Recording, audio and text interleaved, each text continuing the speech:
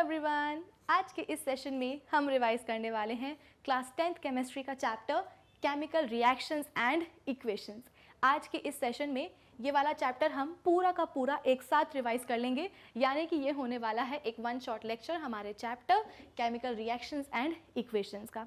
अब वैसे देखा जाए तो ये जो हमारा चैप्टर है ना, ये बहुत डिफ़िकल्ट नहीं है, आसान ही है चैप्टर हमारा। लेकिन हाँ, इस चैप्टर में एक ऐसा टॉपिक है जिसमें आकर के बच्चे थोड़े से अटक जाते हैं, और वो है केमिकल इक्वेशंस को बैलेंस करना। अब ये जो टॉपिक है केमिकल इक्वेशंस को बैलेंस करना, ये इम्पॉर्टेंट भी है ना, क्योंकि कई बार एग्ज़ाम्स में सवाल आ जाता है कि balance the following chemical equations, या कई बार आपको सवाल में वर्ड इक्वेशंस दी रहती हैं और आपको बोला जाता है कि इन वर्ड इक्वेशंस को केमिकल इक्वेशंस में कन्वर्ट करो और फिर इसके बाद में इन केमिकल इक्वेशंस को बैलेंस करो। तो ये टॉपिक काफ़ी इंपॉर्टेंट है, इसलिए इसको हम स्किप नहीं कर सकते हैं, ठीक है। तो आज की सेशन में अपन क्या करेंगे ना, इस चैप्टर में जो हमने एक ट्रेडिशनल मेथड सीखा है किसी भी केमिकल इक्वेशन को बैलेंस करने का, जिसको हम हिट एंड ट्रायल मेथड कहते हैं, उस हिट एंड ट्रायल मेथड को हम रिवाइज करेंगे। लेकिन उसके साथ ही साथ मैं आज आपको बताऊंगी एक शॉर्ट ट्रिक जिससे आप कोई भी केमिकल इक्वेशन बैलेंस कर सकते हो विद इन 50 सेकेंड्स। केवल 50 सेकेंड्स के अंदर आप किसी भी केमिकल इक्वेशन को बैलेंस कर सकते हो। कैसे कर सकते हो? तो एक शॉर्ट ट्रिक से। कौन सी शॉर्ट ट्रिक? जो कि आज मैं आप सभी को बताने वाली हूँ। एक्चुअली होता क्या है कि जब भी आप किसी अच्छे कॉम्पिटिटिव एग्जाम्स के लिए प्रिपेयर करते हो, जैसे कि जेई हो गया या नीट हो गया, तो वहाँ पे क्या होता है ना कि हर एक सवाल को आप 3-4 मिनट नहीं दे सकते हो सॉल्व करने के लिए। वहाँ पे क्वेश्चंस को बहुत जल्दी सॉल्व करना पड़ता है। प्लस हम बोलते हैं कि वहाँ पे एक्यूरेसी भी बहुत इंपॉर्टेंट होती है, क्योंकि कॉम्पिटिटिव एग्जाम्स में क्या होता है, नेगेटिव मार्किंग हो जाती है। तो ऐसे अच्छे लेवल के एग्जाम्स में आपको कुछ शॉर्ट ट्रिक्स सिखाई जाती हैं। तो उन्हीं शॉर्ट ट्रिक्स में से मैं आज आपको बताने वाली हूँ एक शॉर्ट ट्रिक जिससे आप अपनी केमिकल इक्वेशंस को बैलेंस कर सकते हो। एक ऐसी शॉर्ट ट्रिक जिसको कभी पहले मैंने सीखा था। तो आज मैं आपको वही शॉर्ट ट्रिक सिखाऊंगी, ठीक है। तो और इसके साथ ही साथ हम कुछ सवाल भी लगा लेंगे, प्रीवियस ईयर क्वेश्चंस भी लगा लेंगे। जो भी हम आज के सेशन में थ्योरी पढ़ेंगे तो उस थ्योरी को अल्टीमेटली हम कहाँ अप्लाई करेंगे? क्वेश्चंस में ही अप्लाई करेंगे, ठीक है। तो आई होप आज की सेशन का टारगेट सभी को क्लियर हो गया होगा, सभी बच्चों को क्लियर हो गया होगा, समझ में आ गया होगा कैसे कैसे हम अपने चैप्टर में प्रोसीड करने वाले हैं, ये भी सभी बच्चों को समझ में आ गया होगा। तो एक काम करते हैं, अब बिना किसी देरी के जल्दी से हमारे इस सेशन को हम स्टार्ट कर लेते हैं। So this is Vibhuti Khare, welcome to magnet brains, जहाँ पे आपको सभी चैप्टर्स के वीडियो लेक्चर्स मिलने वाले हैं बिल्कुल फ्री ऑफ कॉस्ट। यानी कि मैग्नेट ब्रेन्स में आपको 2 चैप्टर्स पढ़ने के बाद किसी भी तरह का पेमेंट करने की या पैकेज परचेज करने की रिक्वायरमेंट बिल्कुल भी नहीं है, क्योंकि मैग्नेट ब्रेन्स आप सब तक पहुँचा रहा है क्वालिटी एजुकेशन बिल्कुल फ्री ऑफ कॉस्ट। तो इसी अच्छी बात से हम स्टार्ट कर लेते हैं आज का हमारा ये सेशन, जहाँ पे हम रिवाइज करेंगे अपना chapter chemical reactions and equations. अब देखो, इस चैप्टर की शुरुआत कहाँ से होती है? इस चैप्टर की शुरुआत होती है चेंजेस से। चेंजेस मतलब क्या? देखो, हमारे आसपास ना बहुत सारे चेंजेस होते हैं, और केमिस्ट्री में हम इन सभी चेंजेस को ब्रॉडली 2 कैटेगरीज में डिवाइड कर देते हैं। एक होते हैं फिजिकल चेंजेस और एक होते हैं हमारे केमिकल चेंजेस। आई रिपीट, हमारे आसपास बहुत तरीके के बहुत सारे चेंजेस होते हैं, और केमिस्ट्री में हम इन सभी चेंजेस को ब्रॉडली 2 कैटेगरीज में कैटेगराइज कर देते हैं। एक को हम कहते हैं फिजिकल चेंजेस और कुछ को हम कहते हैं केमिकल चेंजेस। कैसे पता करेंगे कि कौन सा चेंज फिजिकल है, कौन सा चेंज केमिकल है, वो हम सीख लेते हैं। यहाँ पे हमारे पास अब मैं आपसे 2 एग्जाम्पल्स के ऊपर बात करने वाली हूँ। पहला एग्जाम्पल ये है कि मेरे पास एक पेपर है और उस पेपर को मैंने क्या करा है, फाड़ दिया है। जैसे कि नॉर्मल हमारा पेपर है और इस पेपर को मैंने क्या किया, फाड़ दिया। तो ऑब्वियस सी बात है, फाड़ने के बाद क्या होगा, जैसे कि ये एक पेपर है, इसको मैंने बीच में से फाड़ा, तो फाड़ने के बाद क्या होगा, मुझे 2 पेपर के पीसेस मिल जाएंगे, है ना। सिमिलरली अब मेरे पास एक और पेपर है जिसको मैं क्या कर रही हूँ, जिसको मैं जला रही हूँ, यानी कि बर्न कर रही हूँ। तो जब पेपर बर्न होता है तो क्या प्रोड्यूस होता है, तो भाई कुछ राख बनती है, यानी कि कुछ ऐश बनती है, और साथ ही साथ जब पेपर जलता है, बर्न होता है, तो कुछ धुआं भी निकलता है, यानी कि स्मोक भी बनती है, ठीक है। तो कुल मिलाकर के यहाँ पे हम बात कर रहे हैं 2 एग्जाम्पल की। पहला एग्जाम्पल हमारा ये है कि हमारे पास एक पेपर है जिसको हम फाड़ रहे हैं, तो फाड़ने के बाद क्या होगा, पेपर के 2 टुकड़े हो जाएंगे। इसके बाद में दूसरा एक और एग्जाम्पल है जिसमें कि दूसरे पेपर को हम यहाँ पे जला रहे हैं। तो जलाने के बाद क्या होगा, जलाने के बाद हमको कुछ राख मिलेगी और कुछ धुआं मिलेगा, यानी कि स्मोक मिलेगा। अब इन दोनों ही एग्जाम्पल्स में से आपको मुझे बताना है कि फिजिकल कौन सा है और केमिकल कौन सा है। देखो ये वाला जो एग्जाम्पल है हमारा, जहाँ पे पेपर को हम क्या कर रहे हैं, फाड़ रहे हैं, तो फाड़ने के बाद क्या मिलेगा हमको, पेपर को फाड़ा था तो पेपर को फाड़ने के बाद आपको क्या मिलेगा, पेपर के ही पीसेस मिलेंगे। ऐसा नहीं होगा कि फाड़ा आपने पेपर था और फाड़ने के बाद आपके पास क्या आ गया, थर्माकोल आ गया या कुछ और नया सब्सटेंस आ गया। भाई जो चीज़ आपने फाड़ी है तो फाड़ने के बाद क्या होगा, उसी के छोटे छोटे टुकड़े मिलेंगे। पेपर को फाड़ा था इसलिए आपको क्या मिल गए, पेपर के टुकड़े मिल गए। अगर आप किसी कपड़े को फाड़ते तो क्या मिल जाता, कपड़े के कुछ पीसेस मिल जाते। तो ये क्या है, ये एक फिजिकल चेंज है। क्यों, क्योंकि यहाँ पे सिर्फ अपीयरेंस चेंज हो रही है, पेपर की सिर्फ अपीयरेंस चेंज हो रही है, पेपर का शेप चेंज हो रहा है, पेपर का साइज चेंज हो रहा है। इसके अलावा क्या हो रहा है, पेपर का कुछ नहीं बिगड़ रहा है। पेपर अपनी आइडेंटिटी नहीं खो रहा है। पेपर अगर फटेगा तो फटने के बाद जो पीसेस मिलेंगे, जो टुकड़े मिलेंगे, वो किसके कहलाएंगे, वो पेपर के ही कहलाएंगे, वो पेपर के पीसेस कहलाएंगे, कागज के टुकड़े कहलाएंगे। यहाँ पे जो भी चेंज हो रहा है, इस चेंज में पेपर अपनी आइडेंटिटी नहीं खो रहा है। कि ऐसा नहीं इनिशियली फाड़ने के पहले हमारे पास पेपर था और जैसे ही हमने पेपर को फाड़ा तो अब पेपर की जगह कुछ नया ही सब्सटेंस आ गया है, कोई नई चीज़ आ गई है। कि पेपर को फाड़ा और हमारे पास फाड़ने के बाद क्या आ गया, थर्माकोल आ गया। ठीक है, तो फिजिकल चेंज में सिर्फ अपीयरेंस चेंज होती है, शेप चेंज होता है, साइज चेंज होता है, और जो भी सब्सटेंस है जिसमें फिजिकल चेंज हुआ है वो अपनी आइडेंटिटी नहीं खोता है। ठीक है, लेकिन अगर हम बात करेंगे किसकी, अपने सेकेंड एग्जाम्पल की, तो सेकेंड एग्जाम्पल में हो क्या रहा है, पेपर को जलाने से धुआं और राख बन रही है। इनिशियली हमारे पास पेपर था, लेकिन जैसे ही उसमें हमने एक चेंज किया, यानी कि उसको हमने जलाया, जलाने के बाद हमको कुछ नए सब्सटेंसेस मिल गए। आप खुद ही सोचो, जब आपके पास पेपर था तो पेपर के पास क्या उस पेपर में धुआं और ऐश चिपकी हुई थी? नहीं ना, आपके पास तो सिंपल एक प्लेन पेपर था। जब आपने उसको जलाया तो जलाने के बाद राख और स्मोक आई है, जलाने के पहले राख और स्मोक नहीं थी। इसका मतलब क्या हुआ कि इस पेपर में कुछ ऐसा चेंज हुआ जिसके कारण हमें कुछ नए सब्सटेंसेस मिल गए, ऐसे सब्सटेंसेस जो कि पहले नहीं थे, चेंज के पहले नहीं थे। तो ये क्या हुआ, ये हुआ एक केमिकल चेंज, जहाँ पे हम बोल रहे हैं कि केमिकल प्रॉपर्टीज चेंज हो रही है। फिजिकल चेंज में फिजिकल प्रॉपर्टीज चेंज होती है, अपीयरेंस चेंज होता है, शेप चेंज होता है, साइज चेंज होता है। लेकिन अगर हम बात करते हैं केमिकल चेंज की, तो यहाँ पे केमिकल प्रॉपर्टीज ही बदल जाती हैं। कुछ ऐसे सब्सटेंसेस मिल जाते हैं जो कि चेंज के पहले हमारे पास नहीं थे। ठीक है, तो ऐसे चेंजेस को हम क्या कहते हैं, केमिकल चेंजेस कहते हैं। और एक डिफरेंस और है फिजिकल और केमिकल चेंज में, कि फिजिकल चेंजेस कैसे होते हैं, दे आर रिवर्सिबल। कैसे भाई, आपने पेपर को दो टुकड़ों में डिवाइड किया था ना, आप इन दो टुकड़ों से पलट करके दोबारा एक इतना बड़ा पेपर बना सकते हो। कैसे बना सकते हो भाई, जितने भी आपने टुकड़ों में डिवाइड किया था अपने पेपर को, सभी पीसेस को क्या करो, जोड़ दो, टेप से जोड़ दो या ग्लू से जोड़ दो, जिससे जोड़ना है उससे जोड़ लो। तो जोड़ने के बाद क्या मिल जाएगा आपको, दोबारा आपके पास एक पेपर आ जाएगा। लेकिन ये जो पेपर को जलाने के बाद ऐश और स्मोक बनी है, क्या ये ऐश और स्मोक से दोबारा आप पेपर बना सकते हो? कभी नहीं बना सकते। तो ये वाला चेंज कैसा है, ये है रिवर्सिबल। और जो हमारा केमिकल चेंज है वो क्या है, इरिवर्सिबल है। एक बार जो हो गया सो हो गया। हम जो खाना खा लेते हैं, खाने का क्या होता है, डाइजेशन होता है स्टमक में जाने के बाद। तो एक बार खाने का डाइजेशन हो गया सो हो गया, अब वो स्टूल बनकर ही बॉडी से बाहर निकलेगा। ऐसा नहीं होगा कि जो आपने खाना खाया डाइजेशन के बाद जो है ना स्मॉलर सब्सटेंसेस में वो डिवाइड हो गया, तो स्मॉलर सब्सटेंसेस ने क्या किया, जोड़ करके फिर से जो है ना आपका जो आपने खाना खाया था वो आपकी बॉडी से बाहर आ गया। ऐसा नहीं होता है, जो एक बार डाइजेशन हो गया सो हो गया। ठीक है, तो केमिकल चेंज क्या होते हैं, केमिकल प्रॉपर्टीज चेंज हो जाती है, एंटायरली न्यू सब्सटेंसेस बन जाते हैं आफ्टर द केमिकल चेंज। और ये चेंजेस कैसे होते हैं, इरिवर्सिबल होते हैं। इतना आया आपको समझ में? चलो अब हम बात करते हैं अपने नेक्स्ट टॉपिक की। फिजिकल और केमिकल चेंज में आपको डिफरेंस समझ में आ गया।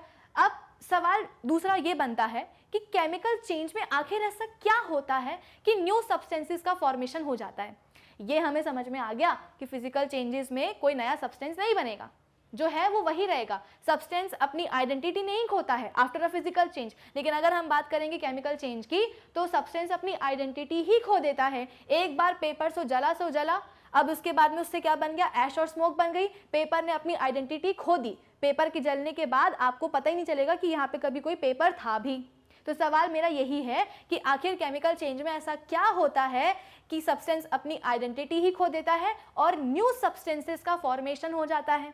तो इसका जवाब ये होना चाहिए, आपको मुझे देना चाहिए कि मैम केमिकल चेंज में केमिकल रिएक्शन होती है।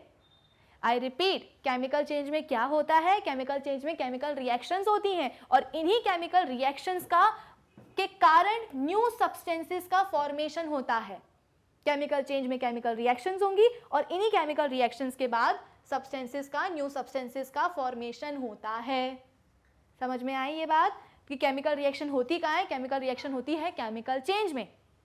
अब केमिकल रिएक्शन जब सवाल आता है एग्जाम में कि व्हाट आर केमिकल रिएक्शंस, तो क्या लिखोगे डेफिनेशन में कि a chemical reaction is a change in which one or more substances react to form new substances with entirely different properties। यानी कि केमिकल रिएक्शन क्या है? एक ऐसी प्रोसेस होती है जिसमें कि एक या एक से ज़्यादा सब्सटेंसेस क्या करते हैं? आपस में रिएक्ट करते हैं और रिएक्ट करने के बाद में क्या बन जाते हैं? कुछ नए सब्सटेंसेस बन जाते हैं और उन नए सब्सटेंसेस की प्रॉपर्टीज़ क्या होती है? एंटायरली डिफरेंट हो जाती है। यहाँ पे भी तो यही हुआ था, पेपर को जब हमने जलाया था तो क्या बना था? ऐश और स्मोक बनी थी और ये जो स्मोक और ऐश बनी है इसकी जो प्रॉपर्टीज़ हैं, इन दोनों की प्रॉपर्टीज़ क्या है? एंटायरली डिफरेंट है। किससे डिफरेंट है? तो ये जो चेंज के पहले, रिएक्शन के पहले जो पेज था, जो पन्ना था हमारे पास, उससे बिल्कुल ही अलग है। तो केमिकल रिएक्शन क्या हुआ? केमिकल रिएक्शन एक ऐसी प्रोसेस होती है जहाँ पे एक या एक से ज़्यादा सब्सटेंसेस आपस में रिएक्ट करते हैं और रिएक्ट करने के बाद में कुछ नए सब्सटेंसेस बन जाते हैं और इन नए सब्सटेंसेस की प्रॉपर्टीज़ क्या होती हैं? एंटायरली डिफरेंट हो जाती हैं। ठीक है, केमिकल रिएक्शन अगर आपको समझ में आया हो तो अब केमिकल रिएक्शंस में कौन कौन पार्टिसिपेट करता है उनके बारे में भी हमको पढ़ लेना चाहिए। जो सब्सटेंसेस आपस में रिएक्ट कर रहे हैं, जैसे कि हमने यहाँ पे पढ़ा ना केमिकल रिएक्शन क्या होती है? सब्सटेंसेस आपस में रिएक्ट करते हैं, तो वो सब्सटेंसेस जो कि आपस में रिएक्ट कर रहे हैं उनको हम क्या कहते हैं? रिएक्टेंट्स कहते हैं। ठीक है, देखो यहाँ पे द रिएक्टिंग स्पीशीज, जो कि मॉलिक्यूल्स हो सकते हैं, आयंस हो सकते हैं, एटम्स हो सकते हैं, उनको हम क्या कहते हैं? रिएक्टेंट्स कहते हैं। या आप ये भी बोल सकते हो कि वो सारे सब्सटेंसेस जिनके अंदर केमिकल चेंज हो रहा है वो क्या होते हैं? रिएक्टेंट्स होते हैं। एंड जब रिएक्टेंट्स आपस में रिएक्ट करते हैं उनके बीच में केमिकल रिएक्शन होती है और उस केमिकल रिएक्शन के बाद में जो नए सब्सटेंसेस बनते हैं उनको हम क्या कहते हैं? प्रोडक्ट्स कहते हैं। ठीक है, तो and the new species formed as a result of the reaction, reaction का जो रिजल्ट होता है, रिजल्ट से जो नए सब्सटेंसेस बनते हैं उनको हम क्या बोल देते हैं? प्रोडक्ट बोल देते हैं।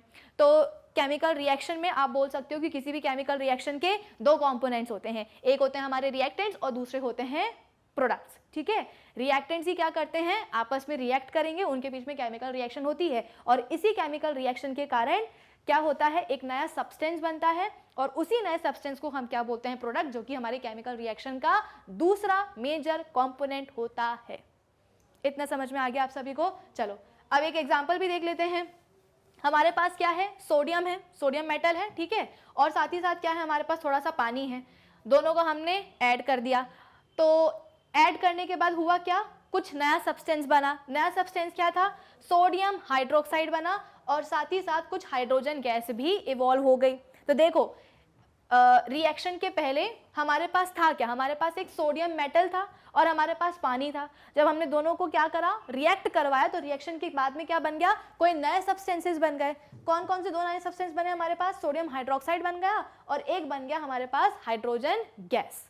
ठीक है, तो ये क्या हुई? ये हुई एक केमिकल रिएक्शन। और इस केमिकल रिएक्शन में कौन कौन से सब्सटेंसेस के बीच में रिएक्शन हुई है? तो आप बोलोगे कि मैम सोडियम और पानी के बीच में रिएक्शन हुई है, तो सोडियम और पानी क्या हो जाएगा?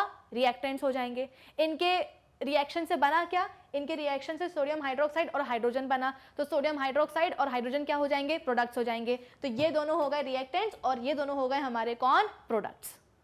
ठीक है, तो किसी भी केमिकल इक्वेशन के या रिएक्शन के दो इंपॉर्टेंट कंपोनेंट्स होते हैं, एक को हम कहते हैं रिएक्टेंट्स और दूसरे को हम कहते हैं प्रोडक्ट्स। ठीक है, रिएक्टेंट्स ही आपस में रिएक्ट करते हैं और मिलके क्या बनाते हैं? प्रोडक्ट बना देते हैं, जिसकी प्रॉपर्टीज एंटायरली डिफरेंट होती है। किससे डिफरेंट होती है? तो रिएक्टेंट्स की प्रॉपर्टीज से डिफरेंट होती है। ठीक है, चलो अब इसके बाद में केमिकल हमको चेंजेस समझ में आ गए, फिजिकल और केमिकल चेंजेस। इसके बाद में हमको केमिकल रिएक्शंस का मतलब समझ में आ गया। चलो अब हम जाते हैं अपने नेक्स्ट टॉपिक के ऊपर। A chemical reaction can be identified by either of the following observations। अब हमें कैसे पता चलेगा कि भाई कहीं पे केमिकल रिएक्शन हुई है? तो इन फॉलोइंग चेंजेस से पता चलेगा। स्टेट में चेंज हो जाएगा, कलर में चेंज आएगा, गैस इवॉल्व होगी, टेम्परेचर जो है ना इंक्रीज हो जाएगा या चेंज हो जाएगा, कभी कम भी हो सकता है कभी ज़्यादा भी हो सकता है, और हम बोलते हैं कि प्रेसिपिटेट का फॉर्मेशन हो जाएगा। ठीक है, सवाल कभी कभी ये भी आता है कि आपको कैसे पता चलेगा कि कहीं केमिकल रिएक्शन हुई है, तो आपको बताना पड़ेगा कि भाई फॉलोइंग चेंजेस अगर हो गए तो समझ लो वहाँ पे क्या हुआ है, केमिकल रिएक्शन हुई है। जैसे कि स्टेट में चेंज हो जाना है ना, और आप बोल सकते हो कि कलर जो है ना चेंज हो जाना, गैस का इवोल्यूशन होना, टेम्परेचर में चेंज आ जाना, और हम बोलते हैं कि प्रेसिपिटेट का फॉर्मेशन हो जाना। पीपीटी यानी कि प्रेसिपिटेट का मतलब क्या होता है, इनसॉल्युबल सब्सटेंस का फॉर्मेशन हो जाना। ठीक है, इनसॉल्युबल सब्सटेंस का फॉर्मेशन हो जाना। जैसे कि अभी ये जो हमने पहला वाला एग्जाम्पल लिया था कि हमारे पास पानी था, हमारे पास और हमारे पास सोडियम था, दोनों ने मिलके क्या बना दिया, दोनों ने मिलके हम बोलते हैं कि सोडियम हाइड्रोक्साइड बना दिया और गैस बना दी, यानी कि हाइड्रोजन गैस बना दी। तो देखो यहाँ पे गैस का इवोल्यूशन हुआ है या नहीं हुआ है। हमने कैसे बोला कि यहाँ पे ये जो एक इक्वेशन है ये क्या है, एक केमिकल रिएक्शन है, क्योंकि हमको साफ साफ दिखाई दे रहा है यहाँ पे कि भाई गैस क्या हुई है, इवॉल्व हुई है। और हमने अभी अभी क्या पढ़ा कि हमको कैसे पता चलेगा कि केमिकल रिएक्शन हुई है, तो देखो गैस इवॉल्व होती है कि नहीं होती है। तो यहाँ पे भी तो इस वाली रिएक्शन में भी तो गैस इवॉल्व हुई है, तो इसका मतलब क्या है, ये एक केमिकल रिएक्शन है। साथ ही साथ यहाँ पे स्टेट भी तो चेंज हुआ है। जो सोडियम मेटल था वो एक सॉलिड था, पानी क्या था, अपने लिक्विड स्टेट में था, बना क्या, बना सोडियम हाइड्रोक्साइड जो कि अपने एक्वस स्टेट में था, स्टेट चेंज हो गई, और साथ ही साथ हाइड्रोजन बनी। हाइड्रोजन क्या है, अपने गैसियस स्टेट में है। तो रिएक्टेंट्स तो हमारे सॉलिड और लिक्विड स्टेट में थे, लेकिन प्रोडक्ट्स किस में बने, प्रोडक्ट्स हम बोलते हैं कि अपने एक्वस और अपने रिस्पेक्टिव गैसियस स्टेट में बने। तो स्टेट में चेंज हुआ, गैस इवॉल्व हुई। ये दोनों चीजें क्या बता रही हैं, ये दोनों चेंजेस हमको ये बता रहे हैं कि भाई यहाँ पे क्या हुआ है, केमिकल रिएक्शन हुई है। ठीक है, चलो अब इसके बाद में आगे क्या है हमारे पास, आगे है, अब आ गई है कौन, हमारी केमिकल इक्वेशंस। केमिकल इक्वेशंस क्या होती है, सबसे पहले तो हम ये समझेंगे। देखो अगर मैं एक एग्जांपल लूँ, एग्जांपल है मेरे पास कि मेरे पास पानी है, नहीं सॉरी पानी नहीं, मेरे पास क्या है, हाइड्रोजन है। ठीक है, मेरे पास क्या है, हाइड्रोजन है, और मेरे पास क्या है, थोड़ी सी ऑक्सीजन भी है। तो हाइड्रोजन और ऑक्सीजन को मैंने क्या किया, रिएक्ट करवाया, और इसे रिएक्ट करवाने से क्या बन गया, पानी बन गया। तो यहाँ पे क्या हुई है, एक केमिकल रिएक्शन हुई है। केमिकल रिएक्शन किसके बीच में हुई है, हाइड्रोजन और ऑक्सीजन के बीच में हुई है। रिजल्ट क्या निकला, प्रोडक्ट क्या बना इस केमिकल रिएक्शन का, तो आपने बोला कि मैम वाटर बना है। ठीक है, अब मेरा सवाल ये है कि बार बार इस केमिकल रिएक्शन को कुछ इस तरीके से लिखना टाइम टेकिंग नहीं हो जाएगा। भाई ये वाली रिएक्शन फिर भी कैसी थी, छोटी थी कि बस पानी था, सॉरी हमारे पास हाइड्रोजन था, ऑक्सीजन थी, और उससे क्या बन गया, पानी बन गया। इसके अलावा बहुत सारी केमिकल रिएक्शंस होती हैं जिसमें है ना 2 से ज़्यादा रिएक्टेंट्स इन्वॉल्व होते हैं, और हम बोल सकते हैं कि उन रिएक्टेंट्स के नाम भी जो है ना काफ़ी लंबे लंबे होते हैं। फिर इसके बाद में कुछ प्रोडक्ट्स भी बनते हैं, और उन प्रोडक्ट्स के नाम भी क्या होते हैं, काफ़ी लंबे लंबे होते हैं। तो जो भी रिएक्टेंट्स या जो भी प्रोडक्ट्स इन्वॉल्व हो रहे हैं केमिकल रिएक्शंस में, अगर उनको हम उनके नाम से लिखेंगे तो ये काफ़ी टाइम टेकिंग प्रोसेस हो जाएगी। तो इसलिए क्या हुआ, इसका भी एक शॉर्टकट निकाला गया। शॉर्टकट ये निकाला गया कि क्यों ना हम किसी भी केमिकल रिएक्शन को फॉर्मूला और आप बोल सकते हो कि सिंबल से डिनोट करें। भाई ये क्या है, ये भी एक केमिकल रिएक्शन हो रही है, ठीक है, लेकिन इस केमिकल रिएक्शन को हम क्या बोलते हैं, इसको हम कहते हैं वर्ड इक्वेशंस। क्यों, क्योंकि यहाँ पे जो भी एलिमेंट्स इन्वॉल्व हो रहे हैं, जो भी कंपाउंड का, भाई पानी क्या है, कंपाउंड है ना, क्लास 9th में हमने पढ़ा है कि हाइड्रोजन भी एक एलिमेंट है, ऑक्सीजन भी एक एलिमेंट है, दोनों ने मिलकर क्या बना दिया, पानी यानी कि कंपाउंड बना दिया। तो इस केमिकल रिएक्शन को हम बोल सकते हैं it is a word equation. क्यों, क्योंकि यहाँ पे जो भी एलिमेंट्स और जो भी कंपाउंड्स इन्वॉल्व हो रहे हैं उन सभी के हम क्या लिख रहे हैं, नाम लिख रहे हैं, है ना। पानी लिखा, ऑक्सीजन लिखा, हाइड्रोजन लिखा, यहाँ पे हम सभी के नाम लिख रहे हैं, इसलिए क्या बन जाएगी, वर्ड इक्वेशन बन जाएगी। और वर्ड इक्वेशन को लिखना टाइम टेकिंग होता है, तो लोगों ने इसका शॉर्टकट निकाला कि क्यों ना हम किसी भी केमिकल रिएक्शन को फॉर्मूला और सिंबल से डिनोट करें। ठीक है, तो जो सिंबॉलिक रिप्रेजेंटेशन होगा किसी भी केमिकल रिएक्शन का, वो क्या कहलाता है, केमिकल इक्वेशन कहलाता है। तो केमिकल रिएक्शन और केमिकल इक्वेशन में क्या फर्क होता है, ये समझ में आया। केमिकल रिएक्शन में हमने बोला था कि एक या एक से ज़्यादा सब्सटेंसेस आपस में जब रिएक्ट करते हैं तो कुछ नया ही प्रोडक्ट का फॉर्मेशन कर देते हैं, जिसकी प्रॉपर्टीज एंटायरली डिफरेंट होती हैं रिएक्टेंट्स की प्रॉपर्टी से। लेकिन ये केमिकल इक्वेशन क्या है, तो केमिकल इक्वेशन आपको बताना पड़ेगा कि symbolic representation of chemical reactions. Chemical reactions अगर हमने कुछ ऐसी लिखी हैं तो इसे हम कहते हैं वर्ड इक्वेशंस। ये सब आपको टर्म्स पता होने चाहिए कि केमिकल रिएक्शन क्या होती है, केमिकल इक्वेशन क्या होती है, वर्ड इक्वेशन क्या होती है।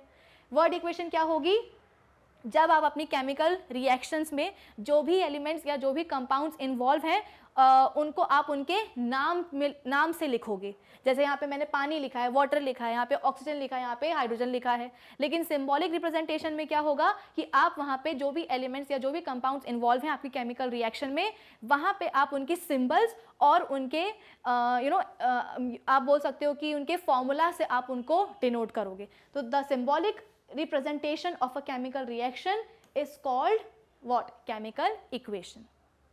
आई बात आपको समझ में? तो इसको मैं कैसे लिख सकती हूँ, इसको मैं लिख सकती हूँ H2, इसको मैं लिख सकती हूँ O2 और इसको मैं लिख सकती हूँ क्या, H2O। क्या लिख सकती हूँ मैं, H2 plus O2 which gives H2O। कैसे? क्योंकि मुझे पता है कि हाइड्रोजन का सिंबल क्या होता है H, ऑक्सीजन का क्या होता है O, और पानी का क्या होता है फॉर्मूला, वो मैंने उठा करके लिख दिया। तो ये क्या बन गई, एक सिंबॉलिक रिप्रेजेंटेशन बन गई हमारी केमिकल इक्वेशन की, केमिकल रिएक्शन की, जिसे हम क्या कहते हैं, केमिकल इक्वेशन। तो ये बन गई आपकी केमिकल इक्वेशन। समझ में आई बात? अब देखो, ये जो हमने यहाँ पे केमिकल इक्वेशन लिखी है ना, ये सही नहीं लग रही है। क्यों सही नहीं लग रही है? क्योंकि भाई क्लास 9th में हमने पढ़ा था कि जब भी कोई केमिकल रिएक्शन होती है तो वहाँ पे मासेस जो होते हैं वो कंजर्व्ड होते हैं। क्लास 9th केमिस्ट्री में आपने लॉ ऑफ कंजर्वेशन ऑफ मास पढ़ा है या नहीं पढ़ा है? वो लॉ हमको क्या बोलता है कि जब भी कोई केमिकल रिएक्शन होती है तो मासेस कंजर्व्ड होते हैं, यानी कि किसी भी केमिकल रिएक्शन में ना ही आप मास को बना सकते हो और ना ही आप मास को डिस्ट्रॉय कर सकते हो। ऐसा कब पॉसिबल है? जब नंबर ऑफ एटम्स किसी भी केमिकल रिएक्शन में क्या रहें, बैलेंस्ड रहें। तो अब ये जो मैंने आपके सामने केमिकल इक्वेशन लिखी है, इसके बारे में आप मुझसे क्या बोलोगे? देखो यहाँ पे हमने यहाँ पे देखा कि हाइड्रोजन की अगर हम बात करेंगे रिएक्टेंट्स की, तो हाँ एक चीज और है, एरो के पहले LHS में जो स्पीशीज लिखी रहती हैं उनको आप रिएक्टेंट्स बोलोगे, और एरो के बाद में यानी कि RHS में राइट हैंड साइड पे जो स्पीशीज लिखी रहती हैं उनको आप क्या बोलोगे, प्रोडक्ट्स बोलोगे।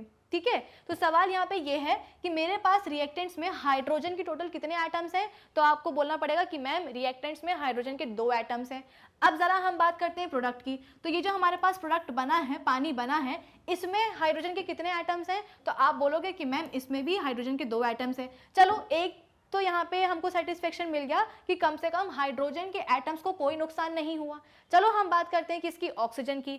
तो हमको LHS में यानी कि रिएक्टेंट्स में ऑक्सीजन के कितने एटम्स दिखाई दे रहे थे, 2 एटम्स दिखाई दे रहे थे। लेकिन जब हमने प्रोडक्ट में जाकर के देखा तो वहाँ पे तो हमको ऑक्सीजन क्या मिल रहा है, एक ही मिल रहा है, यानी कि यहाँ पे तो इस केमिकल इक्वेशन में तो एटम्स का लॉस हो रहा है।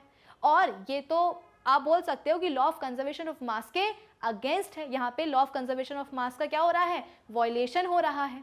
इसका मतलब क्या कि आपकी केमिकल में कुछ ना कुछ गड़बड़ है, और वो गड़बड़ क्या है, गड़बड़ ये है कि यहाँ पे एटम्स बैलेंस्ड नहीं है।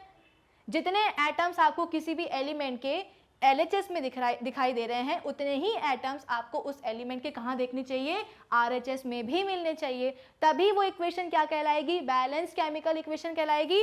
वरना तो पता है आपने यहाँ पे क्या बना दिया है, आपने तो यहाँ पे एक ढांचा बना करके रख दिया है केमिकल इक्वेशन का, और इसे हम क्या कहते हैं, इसको हम कहते हैं स्केलेटल इक्वेशन। स्केलेटल इक्वेशंस क्या होती हैं, अनबैलेंस्ड केमिकल इक्वेशंस।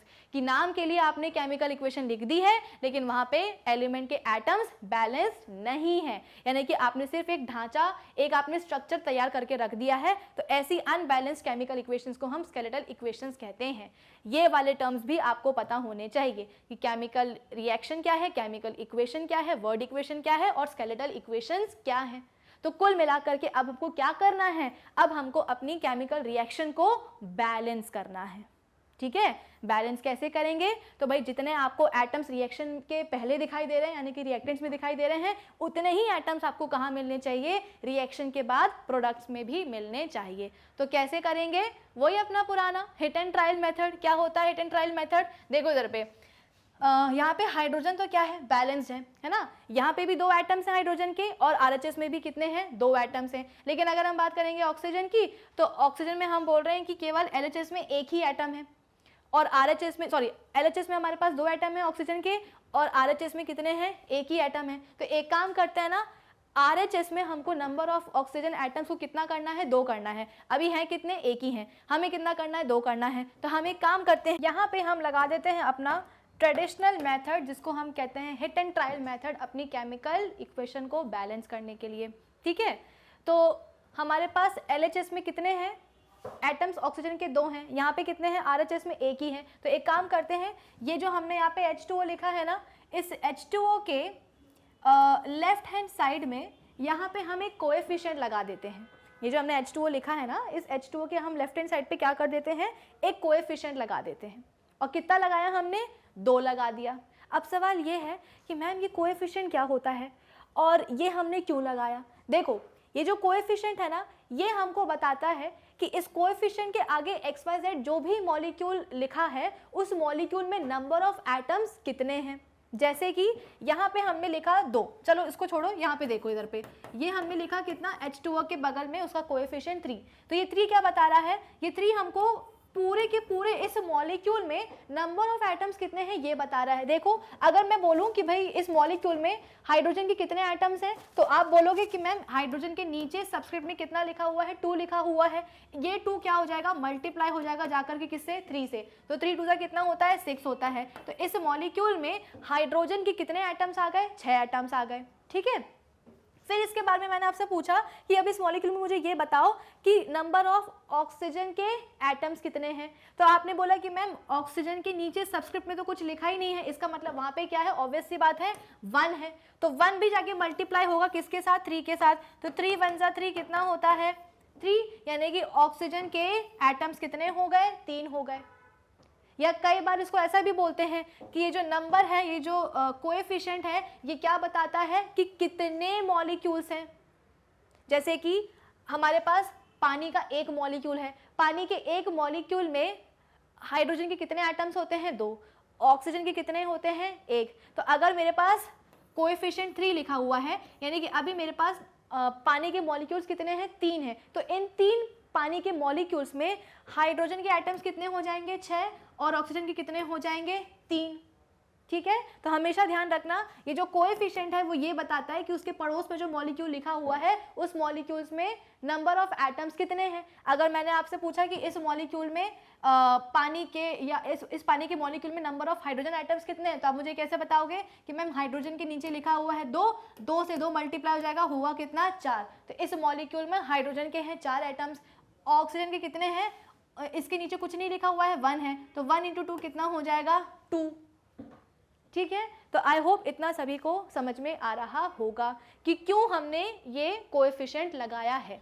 ठीक है, चलो अब इसके बाद में जब हमने कोएफिशिएंट लगा दिया, कितना लगाया, 2, तो अब जरा RHS में मुझे ऑक्सीजन के नंबर ऑफ एटम्स गिन के बताओ। तो आपने बोला कि मैम नीचे कुछ नहीं है, यानी कि 1 है, 1 × 2 कितना हो जाएगा, 2। तो अब हो गए RHS में कितने, RHS में हो गए ऑक्सीजन के 2 एटम्स। पहले कितने थे, 1 ही थे, अब कितने हो गए, 2 हो गए। LHS में भी कितने हैं, 2, RHS में भी कितने हैं, 2। तो कम से कम नंबर ऑफ ऑक्सीजन एटम्स तो क्या हो गए हैं, बैलेंस हो गए हैं। लेकिन एक बात यहाँ पे एक और जरूरी सुन लो कि जब भी आप कोई कोएफिशिएंट लगाते हो किसी भी मॉलिक्यूल के सामने, तो हमेशा जो है ना अपनी स्टेप 1 पे वापस आओ। जैसे कि हमारी स्टेप 1 क्या थी, इस पूरी केमिकल रिएक्शन को, इक्वेशन को बैलेंस करने के लिए सबसे पहले तो हमने हाइड्रोजन एटम्स को बैलेंस किया था, है ना। यहाँ पे हमारे हाइड्रोजन एटम्स कैसे थे, बैलेंस्ड थे। फिर इसके बाद में हम कहाँ पहुँचे, ऑक्सीजन के एटम्स को बैलेंस करने पर पहुँचे।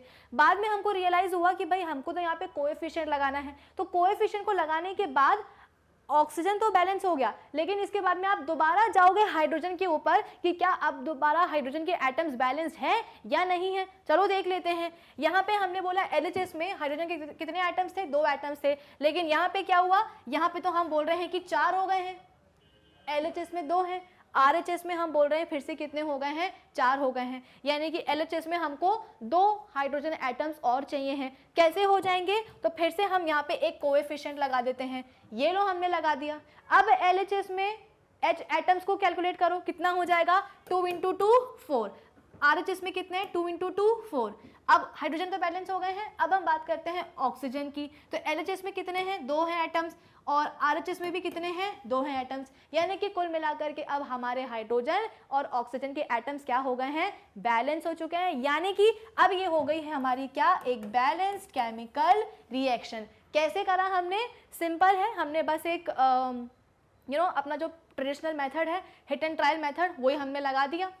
सिमिलरली आप एक और रिएक्शन को बैलेंस कर सकते हो। कैसे, हमारे पास है अब सोडियम, ठीक है, साथ ही साथ हमारे पास क्या है, चलो यहाँ पे मैं लिख ही देती हूँ कि हमारे पास क्या है, सोडियम मेटल है और हमारे पास क्या है, क्लोरीन गैस है। इन दोनों ने मिलके क्या किया, आपस में रिएक्ट किया, और रिएक्ट करने के बाद में क्या बना दिया, सोडियम क्लोराइड बना दिया। ठीक है, क्या बना दिया, सोडियम क्लोराइड। तो हमारे रिएक्टेंट्स कौन कौन से थे, हमारे रिएक्टेंट्स थे सोडियम मेटल और हमारे पास क्लोरीन गैस, इनसे मिलके क्या बन गया, सोडियम क्लोराइड बन गया। ये क्या है, एक वर्ड इक्वेशन है। क्यों, क्योंकि यहाँ पे जितने भी एलिमेंट्स इन्वॉल्व हुए हैं या जो भी कंपाउंड्स का फॉर्मेशन हुआ है, उन सभी एलिमेंट्स और कंपाउंड्स के मैंने यहाँ पे नाम लिखे हैं। तो ये क्या बन गई, एक वर्ड इक्वेशन बन गई। अब इस वर्ड इक्वेशन को आपको कन्वर्ट करना है किसमें, केमिकल इक्वेशन में। इसके बाद में इस केमिकल इक्वेशन को आपको बैलेंस भी करना है। तो कैसे करोगे, तो देखो, जब भी आपको वर्ड इक्वेशन को केमिकल इक्वेशन बनाना होता है उसको, तो सबसे पहले तो आपको एटॉमिसिटी और आप बोल सकते हो कि वैलेंसी की नॉलेज होनी चाहिए। ठीक है, कैसे, देखो एटॉमिसिटी क्या होती है, ये क्लास 9th की बात है।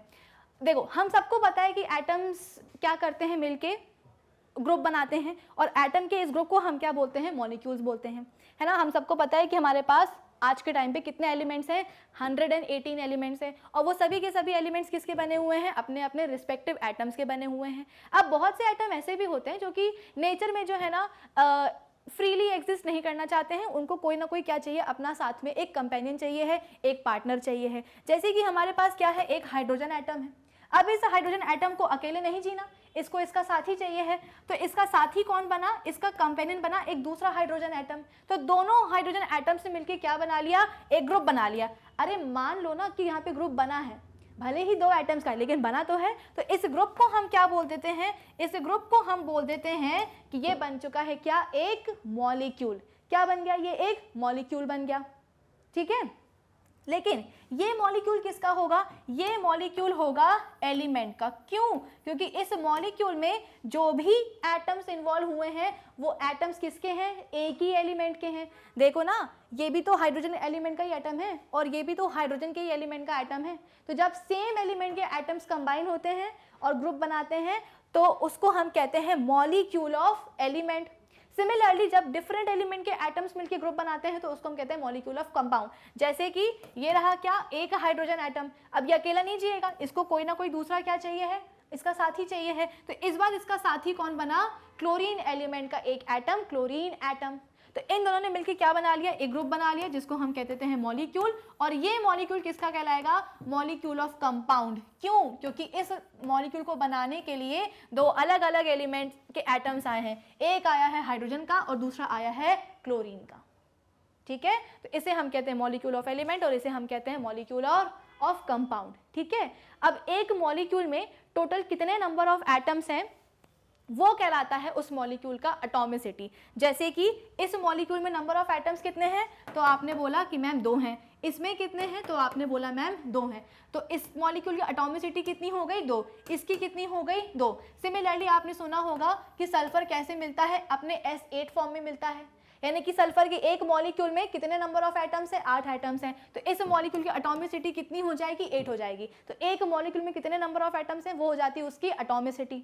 फिर इसके बाद में वैलेंसी। वैलेंसी क्या होती है, किसी भी एटम की कंबाइनिंग कैपेसिटी, यानी कि एक एटम अपना आप बोल सकते हो कि अपने आप को स्टेबल बनाने के लिए, अपने ऑक्टेट को कंप्लीट करने के लिए या अपने डुप्लेट को कंप्लीट करने के लिए फर्दर और कितने दूसरे एटम से वो कंबाइन हो सकता है, वो कहलाती है क्या, उसकी वैलेंसी। तो जब भी आपको वर्ड इक्वेशन को बनाना है किसमें, केमिकल इक्वेशन में, आपको एटॉमिसिटी और वैलेंसी का ज्ञान होना चाहिए। कैसे, तो यहाँ पे हमने बोला सोडियम है, ठीक है। अब हम सबको पता है कि जितने भी मेटल्स होते हैं उन सबकी एटॉमिसिटी क्या होती है, 1 ही होती है।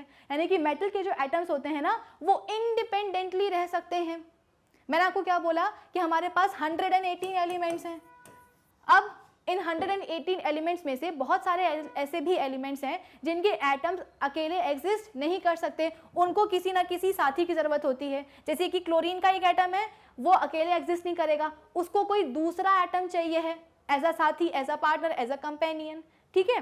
लेकिन अगर हम बात करेंगे जब मेटल्स की, तो मेटल्स के एटम्स क्या होते हैं, इंडिपेंडेंट होते हैं, उन्हें एज सच किसी कंपेनियन की जरूरत नहीं होती है। तो यहाँ पे हमने लिखा क्या, सोडियम। तो सोडियम का सिंबल क्या होता है, सोडियम का सिंबल होता है Na, ठीक है।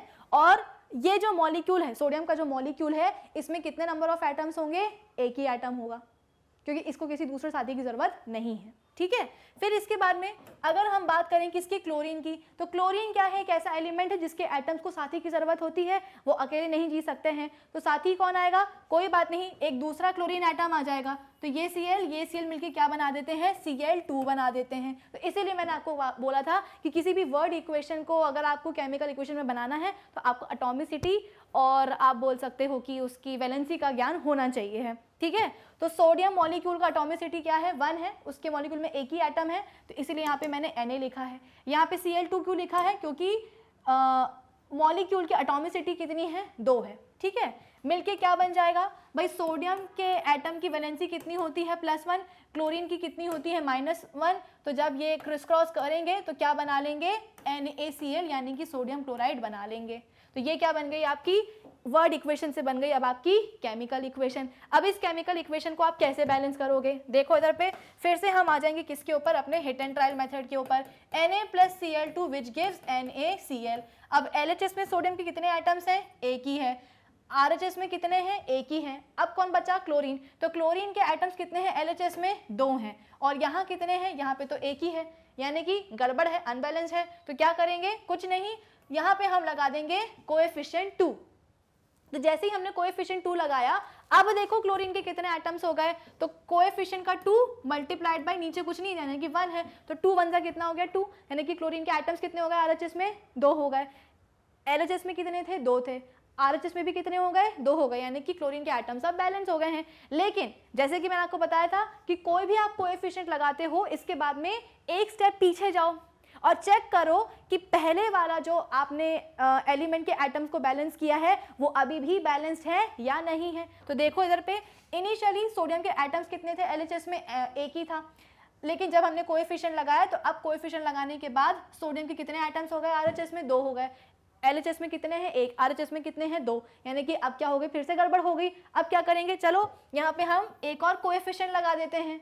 तो अब LHS में सोडियम के कितने एटम्स हो गए, 2, RHS में कितने हो गए, 2, क्लोरीन के कितने हैं, 2, और यहाँ पे भी कितने हैं, 2, यानी कि हमारी रिएक्शन क्या हो गई, बैलेंस हो गई। सोडियम और क्लोरीन के एटम्स LHS में किसके बराबर हो गए, RHS के बराबर हो गए, ठीक है।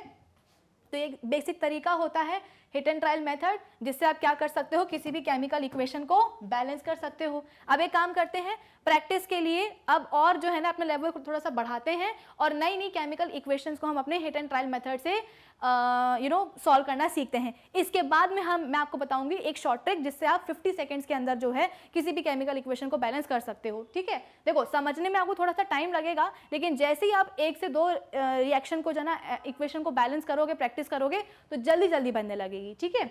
एक केमिकल इक्वेशन क्या है, देखो वर्ड इक्वेशन देखो पहले, मीथेन है प्लस ऑक्सीजन है, रिएक्ट करके क्या बन जाता है, कार्बन डाइऑक्साइड और पानी बन जाता है। तो मीथेन का फॉर्मूला क्या होता है, CH4 होता है, ऑक्सीजन का क्या होता है, O2 होता है, कार्बन डाइऑक्साइड का कितना होता है, CO2, और पानी का क्या होता है, H2O। तो कैसे करोगे अब इस इक्वेशन को बैलेंस, देखो अभी तक तो हमने जो भी 2 एग्जाम्पल लिए थे उसमें हमारे पास 2 ही एलिमेंट थे, है ना।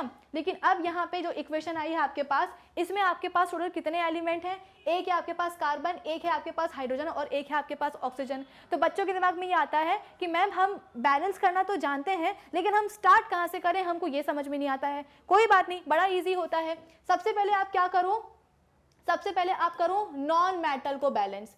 किसके करोगे, सबसे पहले नॉन मेटल को बैलेंस कर लो, फिर कौन आएगा, फिर इसके बाद में आएगा ऑक्सीजन, ठीक है। ऑक्सीजन के बाद आप किसको कर सकते हो बैलेंस? बचा कौन है? हाइड्रोजन, उसको बैलेंस कर लो। तो सबसे पहले अगर आपकी रिएक्शन में हाइड्रोजन है, ऑक्सीजन है और नॉन मेटल है, तो सबसे पहले नॉन मेटल को उठा करके बैलेंस कर दो। फिर इसके बाद में जाओ ऑक्सीजन पे, और ऑक्सीजन के बाद आप किस पे जा सकते हो? हाइड्रोजन पे जा सकते हो। तो ये जो आपके पास इक्वेशन आई है, इसमें हम बोलते हैं कि आपके पास कार्बन एक नॉन मेटल है, आपके पास ऑक्सीजन भी है, आपके पास हाइड्रोजन भी है। तो सबसे पहले उठा करके हम किसको बैलेंस कर देते हैं? कार्बन को, यानी कि नॉन मेटल को कर देते हैं। क्या बनेगी equation? CH4 plus O2 which gives carbon dioxide plus पानी। ठीक है, तो LHS में नंबर ऑफ कार्बन के एटम्स कितने हैं? एक हैं। RHS में कितने हैं? वहां पे भी एक है। तो चलो हर्ष, कार्बन क्या है? बैलेंस है हमारा। अब हम आते हैं किस पे? ऑक्सीजन के। LHS में कितने हैं ऑक्सीजन के? 2 हैं। RHS में कितने हैं? तो यहाँ पे हो गए 2 और यहाँ पे हो गया 1, यानी कि RHS में कितने हैं? RHS में हम बोल रहे हैं कि ऑक्सीजन के 3 एटम हैं। और LHS में कितने हैं? LHS में हम बोलते हैं कि 2 ही हैं। अब क्या करें? एक काम करते हैं, चलो यहाँ पे हम लगा देते हैं कितने? कोएफिशिएंट 2 लगा देते हैं। ठीक है, तो इस कोएफिशिएंट 2 को लगाने के बाद हुआ क्या? नंबर ऑफ ऑक्सीजन एटम्स कितने हो गए? LHS में 4 हो गए। और RHS में अभी भी कितने हैं? RHS में हम बोल रहे हैं कि यहाँ पे 2 हैं और यहाँ पे कितना है? 1 है, यानी कि टोटल कितने हैं? 3 है। तो एक काम करते हैं, एक छोटा सा कोएफिशिएंट यहाँ पे भी हम लगा देते हैं, क्योंकि LHS में हमारे पास कितने थे ऑक्सीजन एटम? 4 हो गए ना कोएफिशिएंट लगाने के बाद। 2 2 जा कितना होता है? 4 होता है। अब जब हम वापस RHS में आए तो हमने यहाँ पे देखा कि यार यहाँ पे तो CO2 से हमको ऑक्सीजन के 2 एटम्स मिले हैं और पानी से हमको ऑक्सीजन का 1 एटम मिला, यानी कि टोटल हमारे पास कितने हैं? ऑक्सीजन के एटम 3 ही है। यहाँ पे 4 है, यहाँ पे 3 है। तो अभी भी कंडीशन कैसी है? अनबैलेंस्ड ही है। तो बैलेंस करने के लिए हमने क्या किया? बैलेंस करने के लिए हमने पानी के मॉलिक्यूल के बगल में क्या लगा दिया? एक कोएफिशिएंट लगा दिया। कितने नंबर का लगाया? 2 नंबर का लगाया। ठीक है, तो ये ऑलरेडी पानी के मॉलिक्यूल में कितने ऑक्सीजन एटम थे? 1 ही था। अब इस एटम को हमने मल्टीप्लाई किया किसके साथ? कोएफिशिएंट के साथ। तो कितने हो गए ऑक्सीजन के एटम्स? 2 हो गए। ठीक है, तो यहां से भी 2 आए, यहां से भी 2 आए, टोटल कितने हो गए? 4 एटम्स हो गए। तो LHS में भी ऑक्सीजन के 4 एटम्स, RHS में भी ऑक्सीजन के 4 एटम्स हो गए। ठीक है, फिर इसके बाद में चलो कार्बन बैलेंस हो गया और हम बोलते हैं कि ऑक्सीजन बैलेंस हो गया। अब कौन बचा हमारा? हाइड्रोजन बचा। चलो उसको भी हम कर लेते हैं बैलेंस। LHS में कितने हैं एटम्स हाइड्रोजन के? 4 हैं। अगर हम बात करेंगे RHS की, तो RHS में कितने हैं? हाइड्रोजन के नीचे सबसेट में क्या लिखा हुआ है? 2 लिखा हुआ है। इस 2 को मल्टीप्लाई करो कोएफिशिएंट से, कितना हो जाएगा? 2 2 जा 4, यानी कि RHS में भी कितने एटम्स हैं हाइड्रोजन के? 4 ही हैं। ठीक है, तो हो गई क्या हमारी केमिकल इक्वेशन बैलेंस्ड। क्या किया हमने? सबसे पहले कार्बन को निपटा दिया, एक नॉन मेटल को निपटा दिया। इसके बाद में हमने बैलेंस किया ऑक्सीजन को, इसके बाद में हमने बैलेंस किया किसको? हाइड्रोजन को। फिर इसके बाद में बच्चों के दिमाग में ये भी आएगा कि मैम कुछ केमिकल इक्वेशंस तो ऐसी भी होती हैं जिसमें हमारे पास क्या हो, एक मेटल भी हो, तो उसमें क्या करेंगे? कोई बात नहीं, सबसे पहले तो आप मेटल को निपटाओ, फिर इसके बाद में नॉन मेटल को निपटाओ, फिर इसके बाद में आप बोल सकते हो कि ऑक्सीजन को निपटाओ और फिर इसके बाद में लास्ट में हाइड्रोजन को निपटा लो। ठीक है, तो ये आपका सीक्वेंस होना चाहिए किसी भी केमिकल इक्वेशन को बैलेंस करने के लिए। चलो अब हम फटाफट से प्रैक्टिस करते हैं। उठाओ अपने कॉपी पेन और मेरे साथ शुरू हो जाओ। सबसे पहली जो इक्वेशन आ रही है वो क्या है? सोडियम है हमारे पास, इसके बाद में हमारे पास क्या है? पानी है, और इसके बाद में हमारे पास रिएक्शन से क्या बन गया? सोडियम हाइड्रोक्साइड बन गया, प्लस हम बोलते हैं कि हाइड्रोजन गैस भी क्या हो गई है? इवॉल्व हो गई है। तो पहली इक्वेशन क्या है हमारे पास? सोडियम है, पानी है, रिएक्ट किया तो क्या बन गया? सोडियम हाइड्रोक्साइड बन गया और हाइड्रोजन गैस इवॉल्व हो गई। अब इसको बैलेंस करो। देखो सोडियम के यहाँ पे कितने एटम्स हैं? 1 है। यहाँ पे भी कितना है? 1 है। तो चलो मेटल तो हमारा क्या है? बैलेंस्ड है। अब इसके बाद में नेक्स्ट हम किसको बैलेंस करेंगे? ऑक्सीजन को। भाई नॉन मेटल नहीं है ना, तो कोई बात नहीं, जो है उसी को बैलेंस करेंगे। तो ऑक्सीजन कितना है यहाँ पे? LHS में 1 है। RHS में कितना है? यहाँ पे भी हम बोल रहे हैं कि 1 ही है। देखो जब मॉलिक्यूल के बगल में कुछ नहीं लिखा होता ना, तो इसका मतलब वहाँ पे 0 मत मान लेना, वहाँ पे समझ लेना कि कोएफिशिएंट क्या लिखा हुआ है? 1 लिखा हुआ है। जब कुछ नहीं है तो मतलब क्या है? वहाँ पे 1 है। ठीक है, तो यहाँ पे हम बोलते हैं कि ऑक्सीजन के कितने एटम्स हैं? 1 ही है। RHS में भी बराबर है, LHS में भी बराबर है। तो हमारा मेटल भी बैलेंस है, ऑक्सीजन भी बैलेंस है। अब की बारी आई किसकी? हाइड्रोजन की। तो LHS में हाइड्रोजन कितना है? 2 है, और RHS में कितना है? यहाँ पे तो गड़बड़ हो गई। क्यों हो गई? क्योंकि यहाँ पे हम बोलते हैं कि हाइड्रोजन के 2 एटम ये हैं और तीसरा ये है, तो हाइड्रोजन के हम बोलते हैं कि 3 एटम्स हैं। अब RHS में हम बोल रहे हैं कि नंबर ऑफ H एटम्स कितने हैं? 3 हैं। लेकिन अगर हम बात करेंगे LHS में तो कितने हैं? यहाँ पे 2 ही हैं, है ना। तो अब क्या करना पड़ेगा हमको? LHS में नंबर ऑफ H एटम्स को बढ़ाना पड़ेगा। कैसे बढ़ाना पड़ेगा? ऑब्वियसली बात है, कोएफिशिएंट लगा करके। तो यहाँ पे हम कोएफिशिएंट लगा देते हैं कितना? 2। ठीक है। तो यहाँ पे नंबर ऑफ H एटम्स कितने हो गए, 4 हो गए। लेकिन यहाँ पे तो क्या हुआ, RHS में हम बोल रहे हैं कि H एटम्स अब कम हो गए, पहले LHS में कम थे, अब कोएफिशिएंट लगाने के बाद हम बोलते हैं कि RHS में कम हो गए। कितने हो गए, यहाँ पे 3 ही थे, यहाँ पे कितने हो गए, 4 हो गए, यानी कि एक हाइड्रोजन एटम की कमी है। कैसे कमी को दूर करेंगे, तो यहाँ पे हम एक और कोएफिशिएंट लगा देते हैं, 1 की जगह यहाँ पे हम क्या लिख देते हैं, 2 लिख देते हैं। तो अब जरा मुझे RHS में नंबर ऑफ H एटम्स को कैलकुलेट करके बताओ। यहाँ पे मैंने कोएफिशिएंट 2 क्यों लगाया, क्योंकि मैं ये चाहती हूँ कि नंबर ऑफ हाइड्रोजन एटम्स कितने हो जाए, RHS में 4 हो जाए। तो कैसे हो सकता है, देखो 2 1 जा कितना हो जाएगा 2, और यहाँ पे ऑलरेडी कितने H एटम्स हैं, 2 हैं। तो अब यहाँ पे हमारे हाइड्रोजन के एटम्स कितने हो गए हैं, 4 हो गए। कितने हो गए यहाँ पे हमारे H एटम्स, 4 हो गए। तो LHS बराबर इज इक्वल्स टू RHS, यानी कि H एटम्स बैलेंस हो गए। तो सोडियम हमारे पास पहले से ही बैलेंस था, ऑक्सीजन भी बैलेंस था, और H एटम्स को भी हमने बैलेंस कर लिया। तो क्या अब हमारी केमिकल इक्वेशन बैलेंस हो गई है? नहीं। क्यों? क्योंकि जैसा कि मैंने आपको समझाया था कि जब भी आप कोई भी कोएफिशिएंट लगाते हो ना, तो कोएफिशिएंट लगाने के बाद एक स्टेप पीछे जाओ और पीछे जाकर के देखो कि कोएफिशिएंट लगाने के पहले अभी तक हम जिन एलिमेंट्स को या एटम्स को बैलेंस करते हुए आ रहे थे, कोएफिशिएंट लगाने के बाद में वो अभी भी बैलेंस्ड है या नहीं है। तो देखो यहाँ पे क्या हुआ, कोएफिशिएंट लगाने से RHS में सोडियम के 2 एटम्स हो गए, और LHS में हम बोल रहे हैं अभी भी कितने हैं एटम्स, एक ही है। तो अब क्या करेंगे, यहाँ पे भी हम लगा देंगे 2। तो LHS में अब कितने आइटम्स हो गए, सोडियम के 2 हो गए, RHS में भी कितने हो गए, 2 हो गए। ऑक्सीजन के कितने आइटम्स हैं, 2 हैं, और RHS में भी कितने हैं, 2 हैं। H आइटम्स कितने हैं, LHS में 4 हैं, और RHS में भी कितने हैं, 4 हैं। तो अब हो गई क्या हमारी केमिकल इक्वेशन बैलेंस्ड। अब जल्दी से आ जाओ कहाँ, अपने सेकेंड इक्वेशन पे। सेकेंड इक्वेशन क्या है, C2H6 plus O2 that gives carbon dioxide और पानी। अब नेक्स्ट केमिकल इक्वेशन क्या है हमारे पास, C2H6 है, ये रिएक्ट करती किसके साथ, ऑक्सीजन के साथ, क्या बनाती, कार्बन डाइऑक्साइड और पानी। अब इसको बैलेंस करो। अब इस इक्वेशन में हमारे पास कार्बन है, हाइड्रोजन है और ऑक्सीजन है, मेटल नहीं है। तो सबसे पहले हम किसको बैलेंस कर देंगे, नॉन मेटल को, यानी कि कार्बन को। तो कार्बन के कितने आइटम्स हैं, LHS में 2 हैं, और RHS में कितने हैं, एक ही है। तो चलो उठा करके लगा दिया हमने यहाँ पे कितना, 2। तो अब LHS में कितने हो गए, कार्बन के आइटम 2, और RHS में भी कितने हो गए, 2 हो गए। तो कार्बन हो गया बैलेंस। अब आ जाओ किसके ऊपर, ऑक्सीजन के ऊपर। तो यहाँ पे हम बोल रहे हैं कि LHS में ऑक्सीजन के कितने आइटम्स हैं, 2 हैं, और RHS में कितने हैं, तो 2 2 जा 4 प्लस हम बोलते हैं कि 1, यानी कि RHS में ऑक्सीजन के कितने आइटम्स हैं, 5 आइटम्स हैं, और LHS में कितने हैं, 2 ही हैं। अब सवाल ये है कि हमको यहाँ पे कोएफिशिएंट लगाना पड़ेगा, कहाँ, LHS में। क्यों? क्योंकि नंबर ऑफ O एटम्स कहाँ कम है, LHS में कम है। लेकिन यहाँ पे हम ऐसा कोई भी कोएफिशिएंट नहीं लगा सकते हैं जिसके कारण LHS में O एटम्स कितने हो जाएं, 5 हो जाएं। देखो कैसे, अगर मैंने यहाँ पे क्या लगा दिया, सपोज 3 लगा दिया, तो 3 2 जा कितना हो जाएगा, 6 हो जाएगा, है ना। 5 तो हुआ ही नहीं, हमको कितने चाहिए थे, 5 चाहिए थे, लेकिन हुआ कितना, 6 हो गया, एक आगे बढ़ गया। एक काम करते हैं, 3 की जगह पे हम क्या लगा देते हैं, 3 की जगह पे हम कुछ और लगा देते हैं, 4 लगा देते हैं। तो 4 2 जा कितना हो जाएगा, 8, और आगे बढ़ गया। तो इससे अच्छा क्या है कि 3 ही लगे रहने देते हैं, है ना। हम यहाँ पे क्या करते हैं, 4 की जगह पे 3 ही लगा देते हैं। अब 3 लगा के देखते हैं कि होता क्या है। इसीलिए तो इसको हम क्या कहते हैं, हिट एंड ट्रायल मेथड कहते हैं। लगाते जाओ तब तक लगाते जाओ जब तक कि आंसर ना निकल करके आ जाए, यानी कि सब चीज़ें बैलेंस ना हो जाए। तो जब हमने LHS में कोएफिशिएंट कितना लगा दिया, 3 लगा दिया, तो अब LHS में O एटम्स कितने हो गए हैं, 6 हो गए हैं। अब RHS में कितने हैं, इसमें तो हम बोलते हैं कि अभी भी 5 ही हैं। तो अब क्या करेंगे, RHS में भी हम कहीं ना कहीं क्या लगाएंगे, कोएफिशिएंट लगा देंगे। कहाँ लगा देंगे, चलो यहाँ लगा देते हैं, ठीक है। अब RHS में O एटम्स को कैलकुलेट करो, कितना आ जाएगा, तो 2 2 जा 4, 4 प्लस 2 कितना हो जाएगा, 6, यानी कि चलो अब ऑक्सीजन एटम्स कितने हो गए, RHS में बैलेंस हो गए, किसके साथ, LHS के साथ। LHS में भी 6 थे, और RHS में भी कितने हो गए हैं, 6 हो गए हैं। तो कार्बन हमारा क्या हो गया, बैलेंस हो गया, O हमारा बैलेंस हो गया। अब बारी आती है किसकी, हाइड्रोजन की। तो हाइड्रोजन के कितने आइटम्स थे, LHS में 6 हैं, है ना।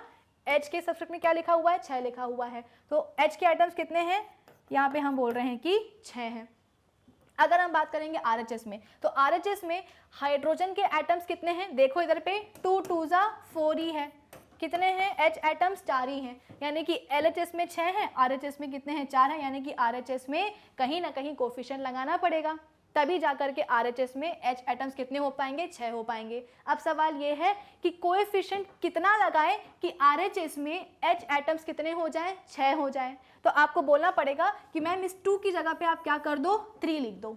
जब आप यहाँ पे 3 लिख दोगे ना तो होगा क्या, 3 2 6 हो जाएगा, यानी कि RHS में H एटम्स कितने हो जाएंगे, 6 हो जाएंगे। और LHS में तो हम बोलते हैं कि हैं ही 6, तो LHS बराबर हो जाएगा RHS के, यानी कि हमारे जो हाइड्रोजन एटम्स है वो क्या हो जाएंगे, हमारी इक्वेशन में बैलेंस हो जाएंगे। तो यहाँ पे हमने 3 लगा दिया कि कितना हो जाएगा, 3 2 6, यानी कि अब हाइड्रोजन एटम्स क्या हो गए हैं, बैलेंस हो गए। लेकिन एक समस्या यहाँ पे है। क्या समस्या है कि जैसे ही हमने हाइड्रोजन को बैलेंस किया, ऑक्सीजन फिर क्या हो गए, अनबैलेंस हो गए। क्यों?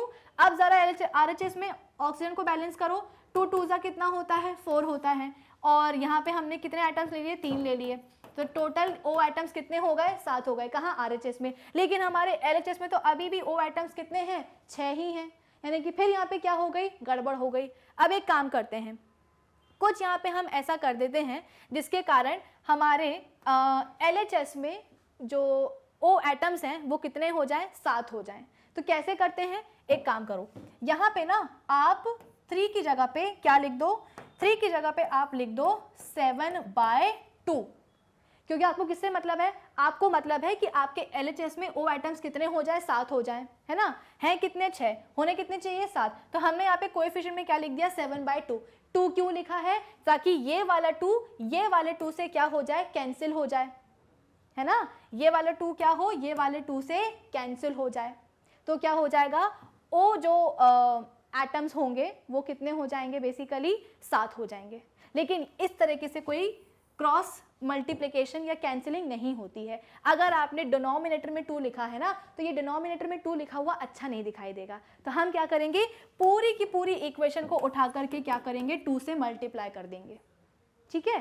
तो यहाँ पे क्या हो जाएगा, जब 2 मल्टीप्लाई होगा C2H6 से, तो ये क्या बन जाएगा, ट्वाइस ऑफ C2H6 प्लस 7/2। अब ये वाला 2 इस वाले 2 से क्या हो जाएगा, कैंसिल हो जाएगा, तो ये क्या बन जाएगा, 7O2, विच गिव्स 2 2 कितना होता है, 4 होता है, तो 4 कार्बन डाइऑक्साइड प्लस 2 3 कितना होता है, 6, तो 6 ऑफ H2O। तो अब हो गई है क्या, हमारे पास एक बैलेंस्ड केमिकल इक्वेशन, ठीक है। क्यों करा हमने 7/2, क्यों हमने मल्टीप्लाई करा 2 से, क्योंकि हम ये चाह रहे थे कि किसी तरीके से हमारे LHS में O आइटम्स कितने हो जाए, 7 हो जाए। नहीं हो रहे थे तो हमने क्या किया, 7/2 ले लिया, ठीक है। अब नीचे यहाँ पे जो 2 लिखा हुआ है ये देख के अच्छा नहीं लग रहा है, तो हमने क्या किया, पूरी की पूरी इक्वेशन को उठा करके 2 से मल्टीप्लाई कर दिया, ताकि हमारा जो इक्वेशन है वो क्या हो जाए, बैलेंस हो जाए। तो बैलेंस करने पर हमारी इक्वेशन क्या बन जाएगी, twice of C2H6 plus 7O2 plus 4 carbon dioxide plus 6 पानी, ठीक है। तो इस तरीके से आप किसी भी केमिकल इक्वेशन को बैलेंस करते हो। चलो अब हम बात करते हैं अपनी थर्ड इक्वेशन की। थर्ड इक्वेशन क्या है, आयरन है हमारे पास, प्लस उसको हमने क्या करा, पानी में डाल दिया। पानी में डालने के बाद हुआ क्या, ये बन गया आयरन ऑक्साइड Fe3O4, जो कि और क्या देता है, साथ में H2 भी देता है, यानी कि हाइड्रोजन गैस भी देता है। तो अब इसको कैसे बैलेंस करेंगे, यहाँ पे हमारे पास मेटल है, ऑक्सीजन है और हमारे पास हाइड्रोजन है। तो सबसे पहले हम बैलेंस कर देंगे आयरन को। कैसे करेंगे, LHS में कितने आइटम्स आयरन के, एक ही है, RHS में कितने हैं, 3 है, तो यहाँ पे हम लगा देंगे कोएफिशिएंट कितना, 3। तो अब LHS में आयरन कितना है, 3, और RHS कितना है, 3, ठीक है। तो मेटल क्या हो गया, हमारा बैलेंस हो गया। अब हम बात करते हैं ऑक्सीजन की। तो LHS में ऑक्सीजन के कितने एटम्स हैं, एक ही एटम है। और अगर हम बात करें किसकी, RHS में, तो RHS की हम बोलते हैं कि RHS में ऑक्सीजन के कितने एटम्स हैं, टोटल 4 हैं। यहाँ कितने हैं, एक है, यहाँ पे कितने हैं, 4 हैं। तो क्या करें LHS में कि जो O एटम्स हैं वो यहाँ पे कितने हो जाए, 4 हो जाए। तो यहाँ पे हम कोएफिशिएंट लगा देते हैं कितना, 4। तो 4 1 कितना हो जाएगा, 4, यानी कि अब LHS में O एटम्स कितने हो जाएंगे, 4, और RHS में भी हैं कितने, 4, ठीक है। अब एक स्टेप पहले जाओ, कोएफिशिएंट लगाने के पहले हमने बोला था कि जो आयरन एटम्स है वो कैसे हैं, बैलेंस्ड हैं। तो ये जो हमने नया कोएफिशिएंट लगाया है, क्या इसके बाद भी आयरन के एटम्स बैलेंस्ड हैं, चलो देख लेते हैं। कितने हैं, यहाँ पे 3 हैं, यहाँ पे भी कितने हैं, 3 हैं, यानी कि कोएफिशिएंट लगाने के बाद में आयरन के एटम्स क्या हैं, बैलेंस्ड हैं। कोएफिशिएंट लगाने के बाद में हुआ क्या कि ऑक्सीजन के एटम्स भी क्या हो गए हैं, बैलेंस हो गए हैं। अब क्या बचा, हाइड्रोजन। तो यहाँ पे LHS में कितने हैं एटम्स, H के, तो 4 2 कितना होता है, 8 होता है। अगर हम यहाँ बात करें तो यहाँ पे हम बोल रहे हैं कि हाइड्रोजन के केवल यहाँ पे 2 एटम्स हैं, होने कितने चाहिए 8, क्यों? क्योंकि LHS में 8 हैं, ठीक है, LHS में कितने हैं 8 हैं और RHS में कितने हैं 2 हैं, तो यहाँ पे हम ऐसा क्या लगा दें कि H एटम्स RHS में कितने हो जाए 8 हो जाए। तो आप बोलोगे कि मैम यहाँ पे आप 4 लगा दो ना, तो कितना हो जाएगा 4 2 8, 8 लिख देती हूँ मैं यहाँ पे, 4 2 कितना हो जाएगा 8 हो जाएगा। तो नंबर ऑफ H एटम्स कितने हो गए 8 हो गए, ठीक है। तो अब कुल मिलाकर के हमारी पूरी इक्वेशन क्या हो गई है, बैलेंस हो गई है। आयरन के एटम्स भी बैलेंस है, ऑक्सीजन के एटम्स भी बैलेंस है और हाइड्रोजन के एटम्स भी बैलेंस है। चलो अब हम बात करते हैं अपनी नेक्स्ट रिएक्शन की। फोर्थ रिएक्शन क्या है, Al4C3 विच प्लस पानी, ये हमें क्या देता है CH4 plus AlOH whole thrice plus हम बोलते हैं कि बस इतना ही है, ठीक है। तो हमारे पास अब नेक्स्ट केमिकल रिएक्शन क्या है, Al4C3 प्लस पानी, ये हमें क्या देता है मीथेन देता है और एल्यूमिनियम हाइड्रोक्साइड देता है। अब यहाँ पे हमारे पास मेटल भी है, नॉन मेटल भी है, ऑक्सीजन भी है और हाइड्रोजन भी है। तो सबसे पहले हम किसको बैलेंस करेंगे, मेटल को। तो मेटल क्या है हमारे पास, एल्यूमिनियम है। कितने एटम्स हैं इसके, LHS में 4 हैं, यहाँ पे कितने हैं, यहाँ पे तो हम बोल रहे हैं यहाँ पे केवल एक ही है, तो क्या करेंगे लगा देंगे यहाँ पे कोएफिशिएंट कितना 4। तो अब एल्यूमिनियम के कितने एटम्स हो गए LHS में 4 और LHS में भी कितने हो गए 4। तो चलो मेटल तो हमारा बैलेंस हो गया। अब हम बात करते हैं किसकी, कार्बन की। तो कार्बन के यहाँ पे कितने एटम्स हैं, LHS में 3 हैं, यहाँ पे कितने हैं, यहाँ पे तो केवल एक ही है। चलो यहाँ पे हम लगा देते हैं क्या, कोएफिशिएंट 3। तो अब LHS में कितने हो गए एटम्स, कार्बन के 3 और RHS में भी कितने हो गए 3। अब जरा फिर से जाओ एल्यूमिनियम पे कि भैया कोएफिशिएंट लगाने के बाद एल्यूमिनियम कहीं अनबैलेंस तो नहीं हो गया।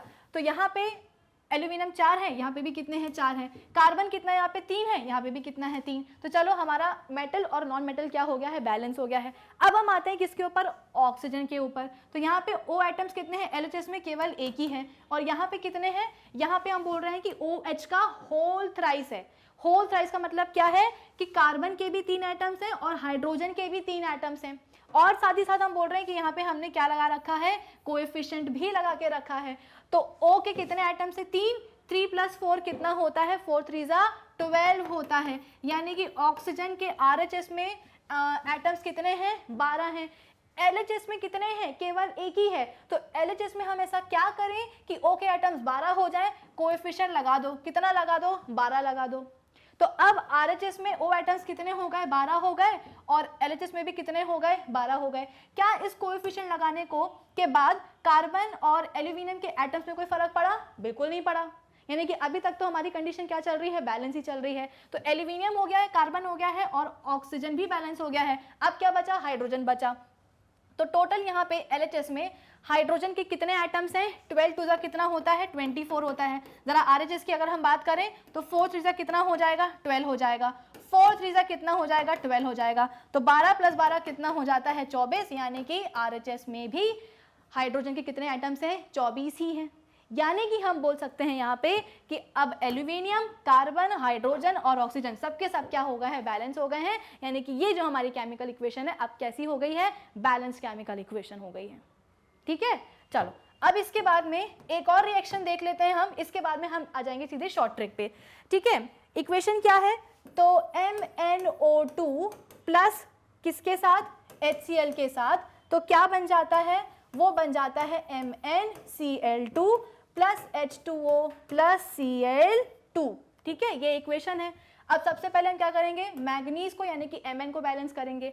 कितने एटम्स है LHS में, एक ही है, RHS में कितना है, एक ही है, Mn क्या है, बैलेंस है। अब हम बात करते हैं क्लोरीन की, तो क्लोरीन के कितने एटम्स हैं यहाँ पे, LHS में एक ही है, RHS में कितने हैं Cl2 प्लस Cl2, यानी कि यहाँ पे हम बोलते हैं कि 4 है और यहाँ पे कितने हैं, एक ही हैं। तो क्या करें LHS में कि इसके एटम्स हो जाएं 4, कोएफिशिएंट लगा दो, कितना लगाओगे 4 का लगा दोगे। तो अब LHS में Cl के कितने एटम्स हो गए 4, RHS में भी कितने हैं 4, Cl क्या हो गया, बैलेंस हो गया। क्या इस कोएफिशिएंट को लगाने पर मैग्नीज के नंबर पे कोई फर्क पड़ा, नहीं पड़ा, वो अभी भी कैसा है, बैलेंस ही है। तो मैग्नीज बैलेंस है, क्लोरीन बैलेंस है। अब क्या करेंगे, बचा कौन, ऑक्सीजन और हाइड्रोजन। तो सबसे पहले हम बात करते हैं O की। O के LHS में कितने एटम्स हैं, 2 हैं और RHS में कितने हैं, यहाँ पे तो हम बोल रहे हैं कि केवल एक ही है। तो क्या करें कि यहाँ पे RHS में ऑक्सीजन के 2 एटम्स आ जाए, कोएफिशिएंट लगा देते हैं, कितना लगा देते हैं 2 लगा देते हैं। तो अब RHS में O के कितने एटम्स है, 2 हैं और LHS में भी कितने हो गए, 2 हो गए। तो मैग्नीज बैलेंस है और क्लोरीन बैलेंस है और हमारा ऑक्सीजन भी बैलेंस हो गया। अब क्या बचा? अब बचा हाइड्रोजन। तो LHS में H के कितने एटम्स हैं? H के हैं 4 एटम्स। जरा हम बात करते हैं RHS की। तो RHS में भी कितने एटम्स हैं H के? तो 2 2 सा कितना होता है? 4 होता है। यानी कि अब हो गई है क्या हमारी केमिकल इक्वेशन बैलेंस। क्यों? क्योंकि मैग्नीज के एटम्स भी बराबर हैं, क्लोरीन के एटम्स भी बराबर हैं, ऑक्सीजन के एटम्स भी बराबर हैं और हाइड्रोजन के एटम्स भी बराबर हैं। तो क्या हो गई हमारी केमिकल इक्वेशन? बैलेंस्ड। ठीक है, अब चलो हम आ जाते हैं अपने शॉर्ट ट्रिक के ऊपर। तो ये तो क्या है? हिट एंड ट्रायल मेथड है ना। हिट एंड ट्रायल मेथड में क्या है? करते जाओ करते जाओ करते जाओ जब तक कि आपको आंसर ना मिल जाए, जब तक आपकी इक्वेशन क्या ना हो जाए? बैलेंस ना हो जाए। लेकिन ये कभी कभी टाइम कंज्यूमिंग भी हो जाता है। तो जब इक्वेशन ऐसी हो जहाँ पे टाइम बहुत ज़्यादा लग रहा हो बैलेंस करने के लिए, तो वहाँ पे आप ये शॉर्ट ट्रिक लगा सकते हो। शॉर्ट ट्रिक क्या होगी वो मैं आपको समझा देती हूँ। हम ट्राई करते हैं इसको सबसे छोटी इक्वेशन के साथ, ठीक है, क्योंकि अभी समझना है ना, अभी तक हमने समझी नहीं है। एक बार हम समझ लेते हैं एक बेसिक इक्वेशन के साथ, इसके बाद में हम जाएंगे थोड़ी सी डिफिकल्ट लेवल पर। तो NH3 है, अमोनिया है, ये रिएक्ट करती है ऑक्सीजन के साथ, तो क्या बना लेती है? NO बना लेती है, प्लस हम बोलते हैं कि पानी बना लेती है। ये इक्वेशन है। अब इसको आप शॉर्ट ट्रिक से कैसे सॉल्व कर सकते हो? देखो, अभी तक हम जो भी कोएफिशिएंट लिख रहे थे ना, वो सब कैसे थे? नंबर थे ना। अब आप नंबर मत लिखो, अब आप यहाँ पे क्या लिखो? ABCD लिखो। तो यहाँ पे लिख दो कोएफिशिएंट A, यहाँ पे लिख दो कितना B, यहाँ पे लिख दो कितना C और यहाँ पे लिख दो कितना D। अब ये आपने कोएफिशिएंट्स लिख दिए। जैसा कि मैंने आपको बताया था कि कोएफिशिएंट्स क्या करते हैं? किसी भी मॉलिक्यूल के सामने लग करके बताते हैं कि उस मॉलिक्यूल में नंबर ऑफ एटम्स कितने हैं। तो चलो कोएफिशिएंट्स लगा दिए हमने। अब हम एक एक एलिमेंट के एटम्स काउंट कर लेते हैं। तो सबसे पहले हम शुरुआत करते हैं नाइट्रोजन के साथ। तो नाइट्रोजन में नाइट्रोजन के एटम्स कितने हैं LHS में? तो इसका कोएफिशिएंट कितना है? A है। तो यहाँ पे हमने बोला कि भाई नाइट्रोजन के एटम्स कितने होंगे LHS में? A होगा। ठीक है, अब जैसे कि हमको बताया गया है according to law of conservation of mass कि जितने एटम्स आपको रिएक्शन के पहले दिखाई देंगे उतने ही एटम्स आपको रिएक्शन के बाद भी दिखाई देंगे। तो रिएक्शन के पहले नाइट्रोजन के एटम्स का नंबर कितना था? A था। तो रिएक्शन के बाद में नाइट्रोजन के एटम्स का नंबर कितना हो जाएगा? देखो इधर पे C हो जाएगा, है ना, क्योंकि यहाँ पे नाइट्रोजन का वो क्या है? कोएफिशिएंट क्या है? C है। तो C क्या बता रहा है? C is the number of nitrogen atoms after the reaction. तो नाइट्रोजन एटम्स का जो नंबर रिएक्शन के पहले होगा वो कितना होगा? रिएक्शन के बाद भी उतना ही होगा। तो LHS is equals to RHS। तो A किसके बराबर हो जाएगा? A is the number of nitrogen atoms before the reaction and C is the number of nitrogen atoms after the reaction. तो दोनों को हम बराबर से लिख सकते हैं। A किसके बराबर हो जाएगा? C के बराबर हो जाएगा, है ना। तो नाइट्रोजन के एटम्स का नंबर क्या हो गया? बराबर हो गया LHS में RHS के। ठीक है, अब इसके बाद में हम बात करते हैं किसकी? ऑक्सीजन की। ठीक है, तो O एटम्स का नंबर कितना है LHS में? तो उसका कोएफिशिएंट कितना है? B है। तो B इंटू 2 क्या हो जाएगा? 2B। तो number of O atoms in LHS 2B। RHS में कितना होगा? देखो इधर पे, अब यहाँ पे हम बोल रहे हैं कि O एटम्स हमको दो जगह दिखाई दे रहे हैं, एक तो यहाँ भी दिखाई दे रहा है, एक यहाँ पे भी हमको दिखाई दे रहा है। तो कैसे लिखेंगे हम? Number of nitrogen atoms in this molecule किसके बराबर है? C के बराबर है। ठीक है, प्लस यहाँ पे हम बोल रहे हैं कि नंबर ऑफ एटम्स O के एटम्स इन दिस मॉलिक्यूल किसके बराबर है? D के बराबर है। ठीक है, तो यहाँ पे हमने बोला कि भाई RHS में नंबर ऑफ O एटम्स किसके बराबर है? तो C प्लस D के बराबर है। तो जो नंबर ऑफ ऑक्सीजन के एटम्स रिएक्शन के बाद आपको मिलेंगे वो किसके बराबर होंगे? उन ऑक्सीजन के एटम के नंबर के बराबर होंगे जो कि आपको रिएक्शन के पहले मिलेंगे। यानी कि LHS is equals to RHS। Reaction के पहले कितने हैं? 2B और रिएक्शन के बाद कितने हो गए? O atom C plus D हो गए। ठीक है, फिर इसके बाद में क्या बचा? अब बचा है हाइड्रोजन। तो number of hydrogen atoms before the reaction कितने हैं? इसका कोएफिशिएंट कितना है? A है। तो A इंटू 3 कितना हो जाएगा? 3A। और RHS में कितना है?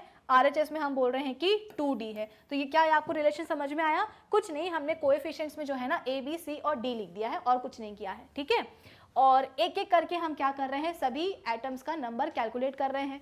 सबसे पहले हमने नाइट्रोजन के एटम्स को कैलकुलेट किया, और कैसे कैलकुलेट किया? LHS को बराबर कर दिया हमने RHS के। तो LHS में N एटम्स का नंबर कितना है? A, RHS में कितना है? C। तो A बराबर हो गया C के, LHS is equals to RHS। फिर O के एटम्स कितने हैं LHS में, तो 2 भी हैं, तो RHS में कितने हो जाएंगे C प्लस D, तो LHS is equals to RHS। फिर इसके बाद में H के एटम्स कितने हैं LHS में 3A है, तो RHS में कितने हो जाएंगे, तो 2D हो जाएंगे। ठीक है, अब क्या करेंगे, एक ऐसा कोएफिशिएंट चुनो जो कि सभी रिएक्शन में, जो कि सभी इक्वेशंस में आए। इसमें A आ रहा है, इसमें A नहीं आ रहा है और इसमें A आ रहा है, यानी कि जो A है वो 3 में से 2 इक्वेशन में आ रहा है। चलो अब हम बात करते हैं B की।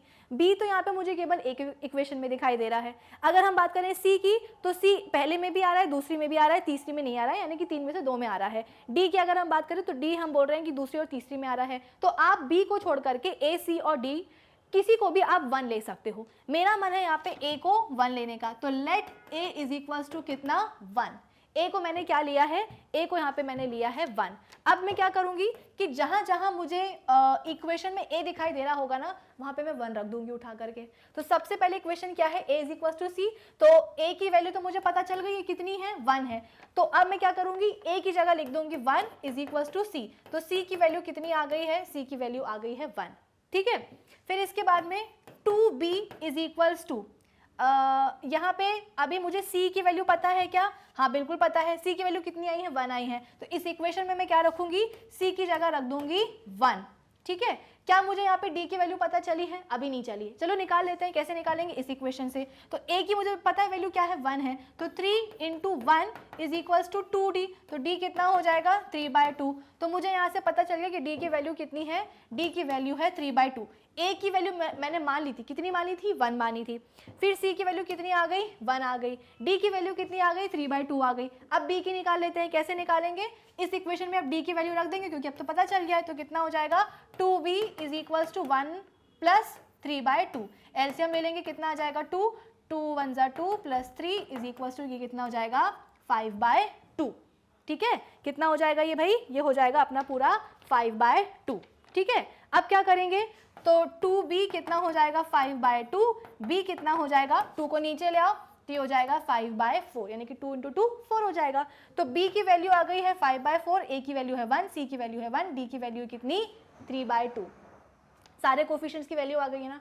चलो अब ये जो ABCD हमने लिखा है ना, इन सभी की जगह हम क्या लिख देते हैं, इनकी रिस्पेक्टिव वैल्यूज लिख देते हैं। तो क्या आ जाएगा, यहाँ पे हम बोलते हैं कि A की जगह पे क्या लिखेंगे, 1 लिखेंगे, B की जगह पे क्या लिखेंगे 5/4 लिखेंगे, C की जगह पे क्या लिखेंगे, C की जगह लिखेंगे 1, और D की जगह क्या लिखेंगे, D की जगह लिखेंगे 3/2।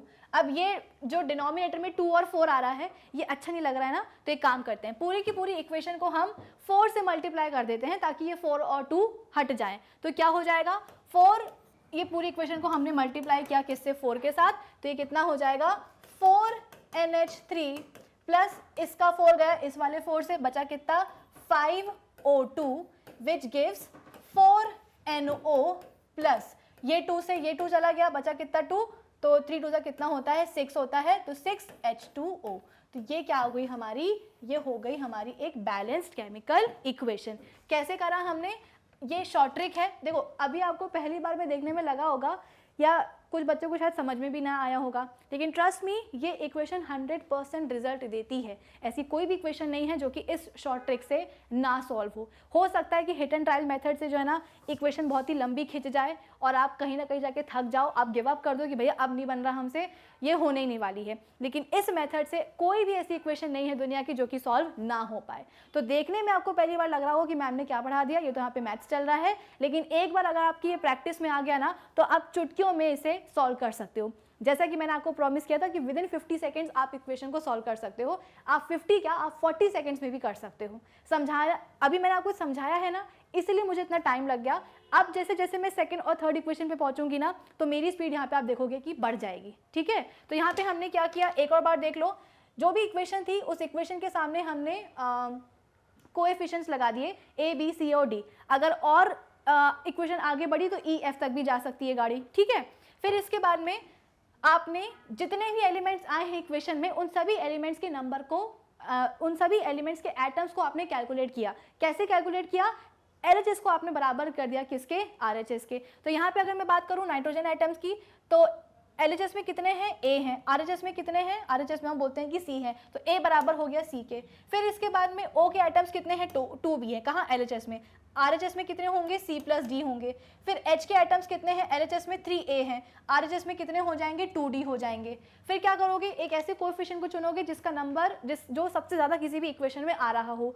A, D और C तीनों ही ऐसे कोएफिशिएंट है जो कि 3 में से 2 इक्वेशन में आ रहे हो। तो मैंने यहाँ पे A को माना है क्या, 1। अब जहाँ जहाँ इक्वेशन में A आ रहा है वहाँ पे आप 1 रख दो और उस तरीके से आपके पास C, B, D सबकी वैल्यू आ जाएगी। जो भी वैल्यू आई है कोएफिशिएंट्स की उनको आप रख दो अपनी केमिकल इक्वेशन में और आपकी इक्वेशन क्या हो जाएगी, बैलेंस हो जाएगी। चलो इसी के बेसिस पे हम एक और रिएक्शन सॉल्व कर लेते हैं। रिएक्शन कैसी है, C4H10 plus O2 which gives carbon dioxide and पानी।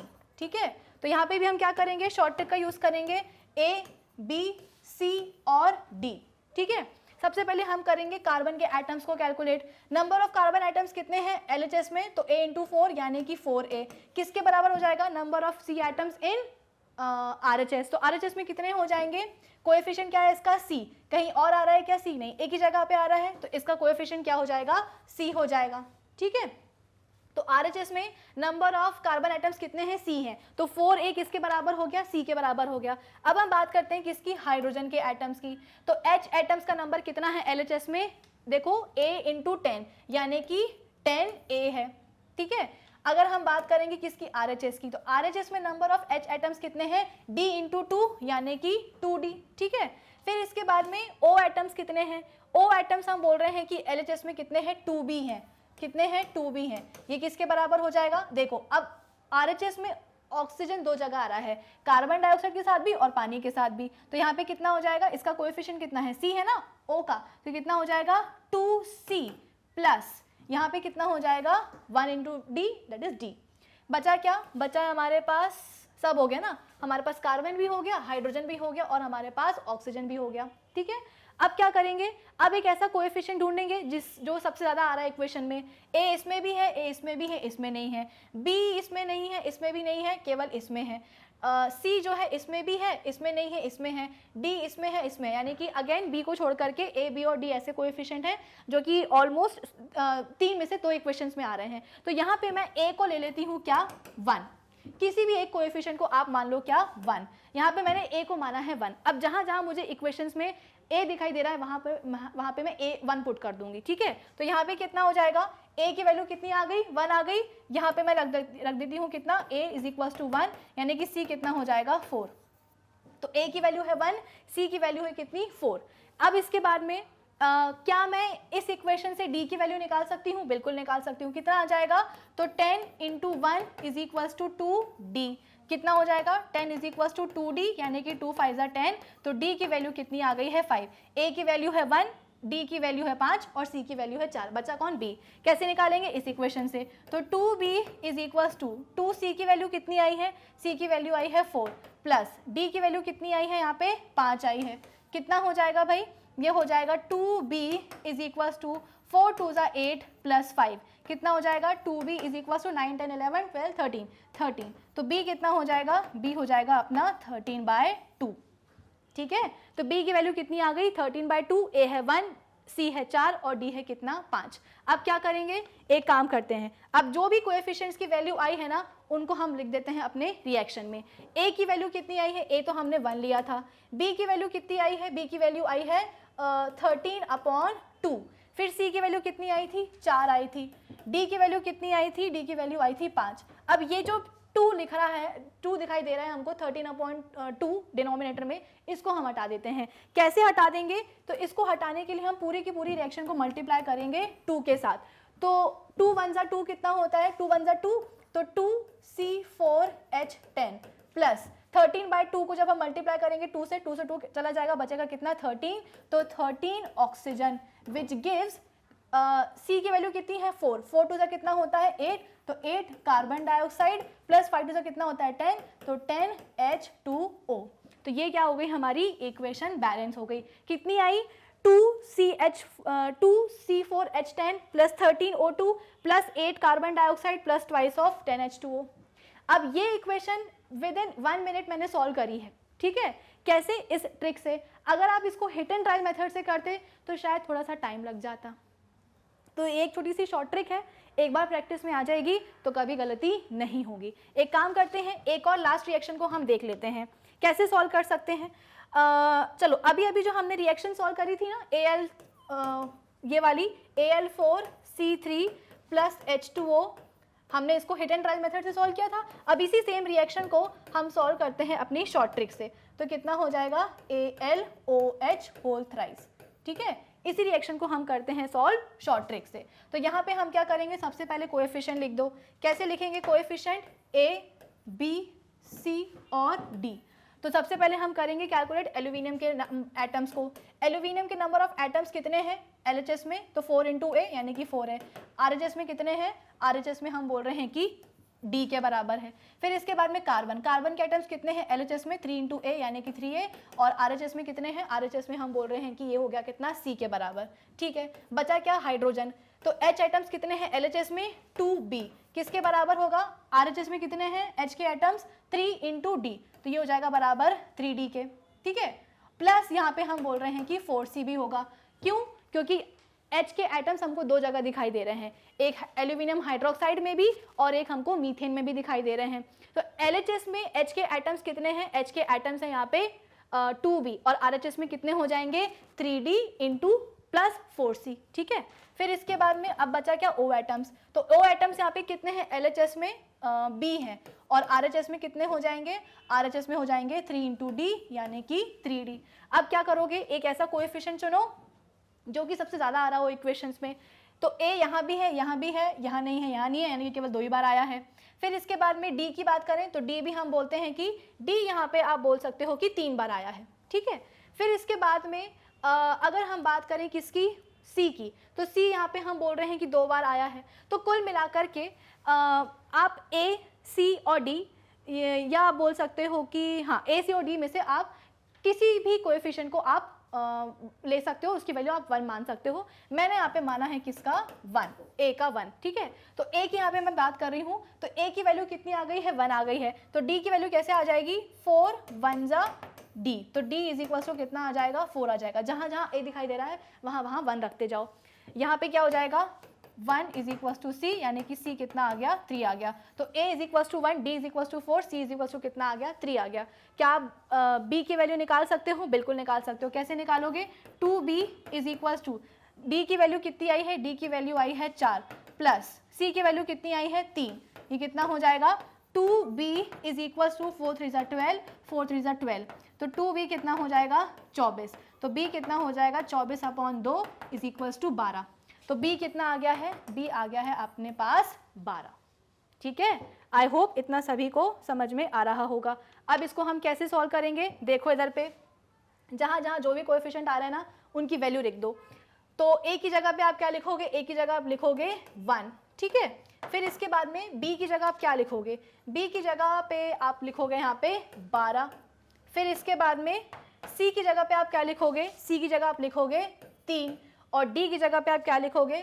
D की जगह लिखोगे आप 4। तो यही वाली इक्वेशन हमने शॉर्ट ट्रिक से भी कर ली है और हिट एंड ट्रायल मेथड से भी कर ली है। आंसर दोनों के सेम ही आए हैं। ठीक है ना, तो यहाँ पे आप बोल सकते हो कि Al4C3 12 H2O, 3 यहाँ पे बनेगा मीथेन और 4 यहाँ पे बन जाएगा क्या? Aluminium hydroxide.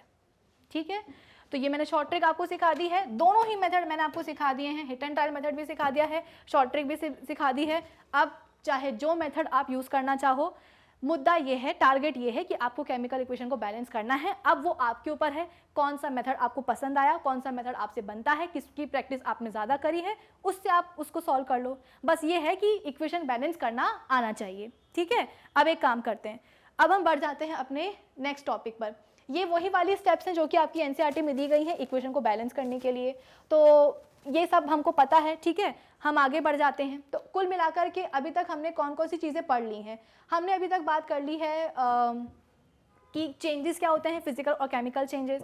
फिर इसके बाद में केमिकल रिएक्शन क्या होती है ना? केमिकल रिएक्शन कहाँ होती है? केमिकल चेंज में होती है। क्या होता है केमिकल रिएक्शन में? एक या एक से ज़्यादा सब्सटेंसेस आपस में रिएक्ट करते हैं क्या बनाने के लिए? कुछ एंटायरली न्यू सब्सटेंसेस को बनाने के लिए। और वो जो एंटायरली न्यू सब्सटेंसेज होते हैं उनकी प्रॉपर्टीज़ क्या होती हैं, बिल्कुल अलग होती हैं। तो जो सब्सटेंसेज रिएक्ट कर रहे हैं, जो रिएक्टिंग स्पीशीज़ हैं, उनको हम कहते हैं रिएक्टेंट्स, और उनकी रिएक्शन से जो नए सब्सटेंसेज बन रहे हैं उनको हम कहते हैं क्या, प्रोडक्ट। ठीक है। फिर इसके बाद में केमिकल रिएक्शन में जब यूज़ होने वाले एलिमेंट्स और कंपाउंड्स को जब हम उनके नाम में लिखे जाते हैं, किसी भी केमिकल रिएक्शन में अगर यूज़ होने वाले एलिमेंट्स और कंपाउंड्स को अगर हम उनके नाम से लिख रहे हैं वहाँ पे, तो वो बन जाती है एक वर्ड इक्वेशन। और अगर केमिकल रिएक्शन में हम एलिमेंट्स और कंपाउंड्स के फॉर्मूलाज और उनके सिंबल्स यूज़ कर रहे हैं तो वो बन जाती है एक केमिकल इक्वेशन। केमिकल इक्वेशन को बैलेंस कैसे किया जाता है वो मैंने आपको सिखा दिया। क्यों बैलेंस कर रहे हैं, क्योंकि लॉ ऑफ कंजर्वेशन ऑफ मास हमको ये बोलता है कि नंबर ऑफ एटम्स या नंबर जो मास होता है किसी भी केमिकल रिएक्शन में वो हमेशा कैसा होता है, कंजर्व्ड होता है। जो मास आपको रिएक्शन के पहले मिला है वही मास आपको रिएक्शन के बाद भी मिलेगा। किसी भी केमिकल रिएक्शन में मास डिस्ट्रॉय नहीं होगा, ना ही नया मास बनेगा। ये कब पॉसिबल है, जब नंबर ऑफ एटम्स क्या हो, कंजर्व्ड हो किसी भी केमिकल रिएक्शन में। तो नंबर ऑफ एटम्स को ही बेसिकली हम केमिकल इक्वेशन में क्या करते हैं, बैलेंस करते हैं। कैसे करते हैं, दोनों मेथड हो गए। अब हम बात करते हैं अपनी टाइप्स ऑफ केमिकल रिएक्शंस की। ठीक है, तो सबसे पहले हमारे पास क्या है, पहली टाइप की इक्वेशन है जिसको हम कहते हैं कॉम्बिनेशन रिएक्शंस कहते हैं। नाम से समझ में आ रहा है कि यहाँ पे क्या होगा, चीजें यहाँ पे कंबाइन होने वाली हैं।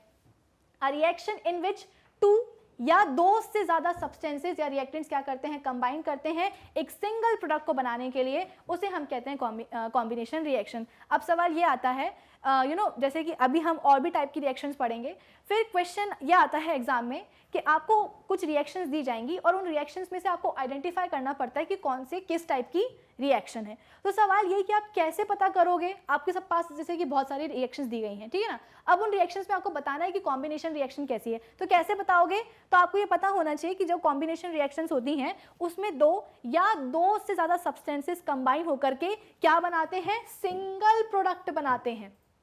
तो ऐसी रिएक्शंस जिसमें प्रोडक्ट क्या है, प्रोडक्ट हम बोलते हैं कि एक ही हो, अकेले एक ही प्रोडक्ट बने, तो ऐसी रिएक्शन क्या हो जाएंगी, कॉम्बिनेशन रिएक्शन हो जाएंगी। तो यही पहचान होती है कॉम्बिनेशन रिएक्शन की कि प्रोडक्ट क्या बनता है, एक ही बनता है, single product is formed in combination reactions. ठीक है, जैसे कि एग्जांपल है कैल्शियम ऑक्साइड है और वो विग्रसली रिएक्ट करता है किसके साथ, पानी के साथ, क्या बना लेता है, कैल्शियम हाइड्रोक्साइड बना लेता है। ठीक है, कैल्शियम ऑक्साइड को हम क्विकलाइम भी कहते हैं। जैसे कि मैंने आपको बताया था कि स्केलेटल इक्वेशंस क्या होती हैं, केमिकल इक्वेशंस क्या होती हैं, वर्ड इक्वेशंस क्या होती हैं। सिमिलरली कुछ कंपाउंड्स हैं जिनको उनके कॉमन नेम उनके बहुत ही पॉपुलर होते हैं, जैसे कि कैल्शियम ऑक्साइड है, इसको हम क्या कहते हैं, क्विकलाइम भी कहते हैं। ठीक है, अगर हम बात करेंगे किसकी, कैल्शियम हाइड्रोक्साइड की, तो इसको हम स्लेक्ड लाइम भी कहते हैं। एक होता है कैल्शियम कार्बोनेट जिसको हम लाइमस्टोन भी कहते हैं। तो कुछ कंपाउंड्स हैं जिनके नाम काफ़ी फेमस होते हैं, काफ़ी कॉमन है। तो कई बार एग्जाम में जो है ना, आपको ये नहीं दिया जाएगा कि कैल्शियम ऑक्साइड रिएक्ट कर रहा है पानी के साथ, आपको सिर्फ इतना दिया जाएगा कि क्विक लाइम रिएक्ट करता है पानी के साथ। तो बच्चे वही सॉल्व कर पाएंगे इक्वेशन जिनको पता होगा कि क्विक लाइम क्या होता है ना, स्लेक्ड लाइम क्या होता है। वरना बच्चे कंफ्यूज हो जाएंगे कि भाई पानी तो समझ में आ रहा है लेकिन ये क्विक लाइम क्या होता है पता ही नहीं है, तो फिर लिखोगे कैसे इक्वेशन। तो कॉमन नेम्स भी आपको याद होने चाहिए।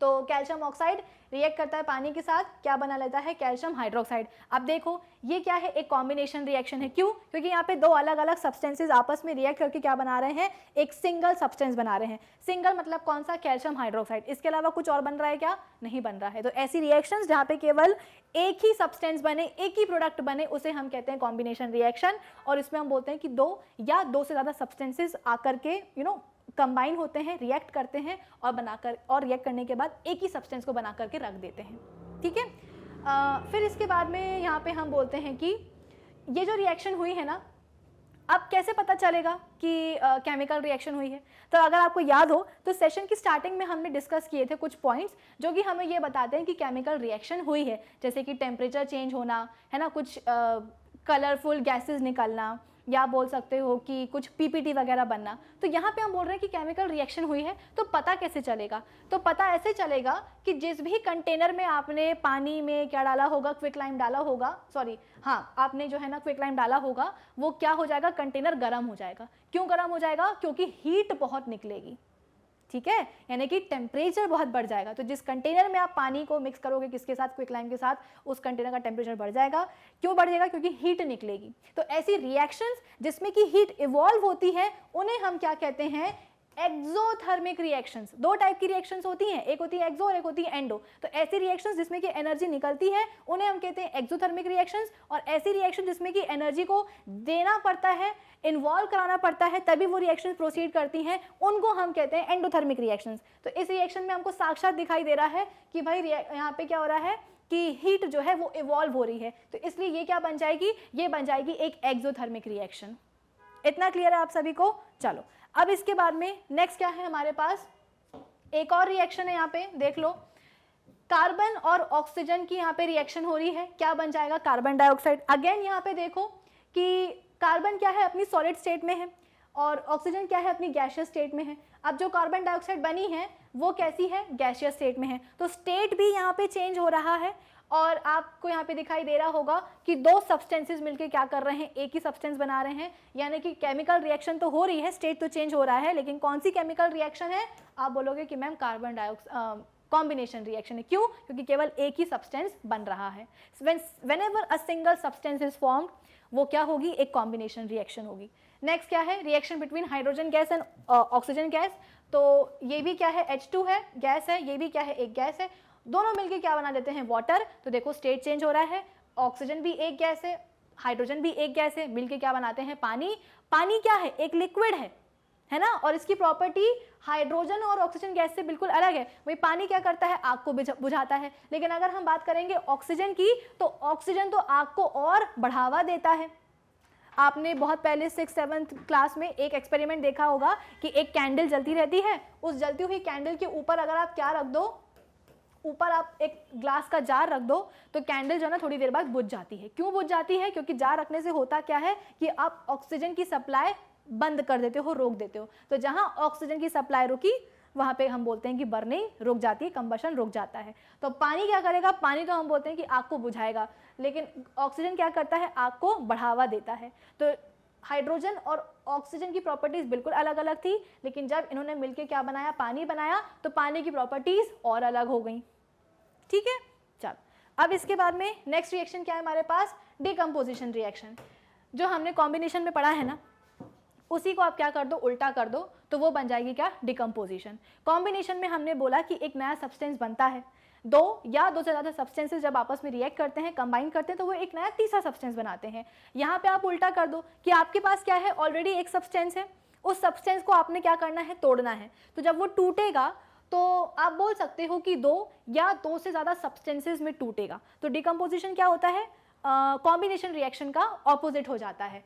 These reactions use the energy in the form of heat for decomposition of the reactant। ठीक है, अब जो सब्सटेंस आप बोल रहे हो कि डिकम्पोज हो रहा है, वो क्या हो जाएगा, रिएक्टेंट हो जाएगा। फॉर एग्जाम्पल हमारे पास क्या है, कैल्शियम कार्बोनेट है। क्या है हमारे पास, कैल्शियम कार्बोनेट है। इस कैल्शियम कार्बोनेट को अगर हमने क्या करा, अगर हमने हीट करा दिया, ठीक है ना, इसको हमने क्या करा, हीट दी है, तो क्या होगा, ये कैल्शियम ऑक्साइड और कार्बन डाइऑक्साइड में, ये क्या है, पूरा का पूरा डाइऑक्साइड है। ठीक है, तो अगर हमने क्या किया है, अगर हमने कैल्शियम कार्बोनेट, जिसको हम क्या कहते हैं, लाइमस्टोन कहते हैं, अगर हमने इसको हीट दी है, तो हीट देने से क्या होगा, ये टूट जाएगा। किस में टूटेगा, कैल्शियम ऑक्साइड में, यानी कि क्विकलाइम में, और साथ ही साथ कार्बन डाइऑक्साइड में टूटेगा। तो यहाँ पे क्या स्टेट चेंज हो रही है, बिल्कुल हो रही है। कैल्शियम कार्बोनेट क्या है, एक सॉलिड है, वो टूटा किस में, कैल्शियम ऑक्साइड में और कार्बन डाइऑक्साइड में। कैल्शियम ऑक्साइड क्या है, एक सॉलिड है, लेकिन कार्बन डाइऑक्साइड क्या है, एक गैस है। तो स्टेट में कन्वर्जन हो रहा है, और ये एक ऐसी रिएक्शन है जहां पे हम हीट को दे रहे हैं। इसके पहले जो हमने कॉम्बिनेशन रिएक्शन देखी थी, वहां पे हमने क्या किया था, जब क्विकलाइम को हमने पानी के साथ रिएक्ट कराया था तो हीट इवॉल्व हुई थी। यहाँ पे क्या हो रहा है, यहाँ पे कैल्शियम कार्बोनेट को तोड़ने के लिए हमको हीट देनी पड़ रही है, तो ये क्या हो जाएगी, एक एंडोथर्मिक रिएक्शन हो जाएगी। डिकम्पोजिशन रिएक्शन तो है ही, लेकिन साथ ही साथ क्या है, एंडोथर्मिक रिएक्शन भी है। क्यों? क्योंकि यहाँ पे हमको एनर्जी देनी पड़ रही है। इवॉल्व तो बहुत दूर की बातें हो ना, उल्टा देनी और पड़ रही है, तो ये क्या हो जाएगी, ये हो जाएगी एक एंडोथर्मिक रिएक्शन।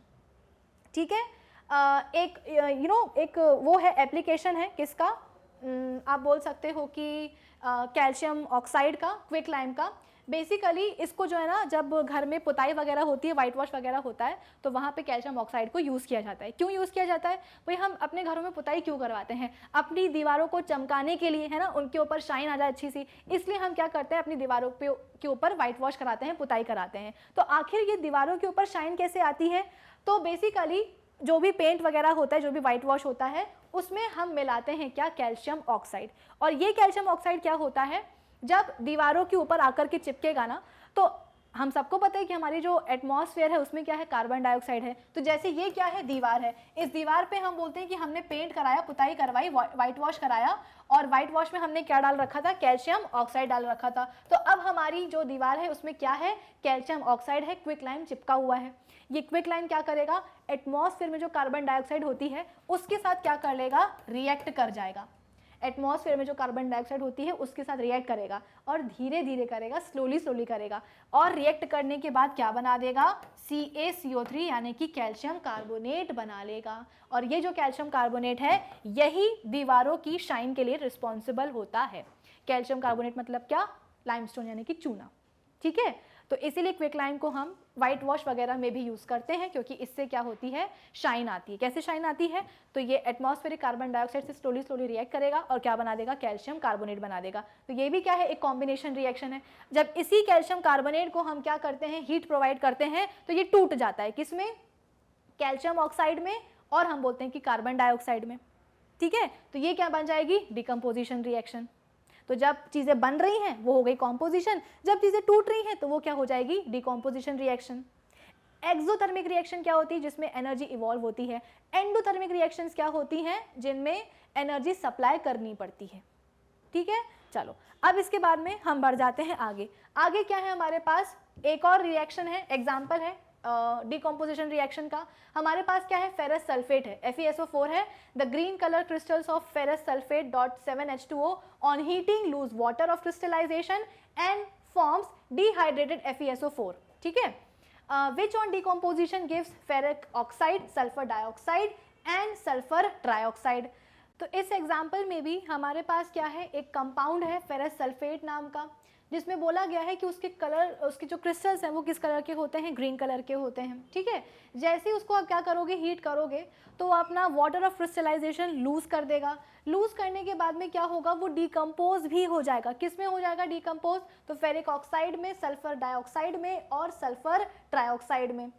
फेरस सल्फेट खुद कैसा है? सॉलिड है, जिसमें वो डिकम्पोज हुआ है, जिन प्रोडक्ट्स में वो डिकम्पोज हुआ है वो कैसे हैं? एक तो सॉलिड है, बाकी सल्फर डाइऑक्साइड और सल्फर डाइऑक्साइड कैसी हैं? दोनों गैसेज हैं। तो यहाँ पे भी हम बोल रहे हैं कि स्टेट में चेंज हो रहा है। सॉलिड से चीज़ें कहाँ कन्वर्ट हो रही हैं? गैसेज में कन्वर्ट हो रही, तो स्टेट चेंज हुआ है। ठीक है, और क्लियरली यहाँ पे हमको दिख रहा है कि जो डिकम्पोजिशन की प्रोसेस हुई है उसमें हमारे पास एक मेजर रिएक्टेंट था। वही आप बोल सकते हो कि जैसे उसको हीट सप्लाई करी, हीट सप्लाई करने के बाद वो अपने कॉन्स्टिट्यूएंट प्रोडक्ट्स में जाकर के डिवाइड हो गया। तो जहाँ चीज़ें बनती हैं वो हो जाता है क्या? कॉम्पोजिशन रिएक्शन या कॉम्बिनेशन रिएक्शन, और जहाँ चीज़ें टूटती हैं वो क्या हो जाता है? Decomposition reaction.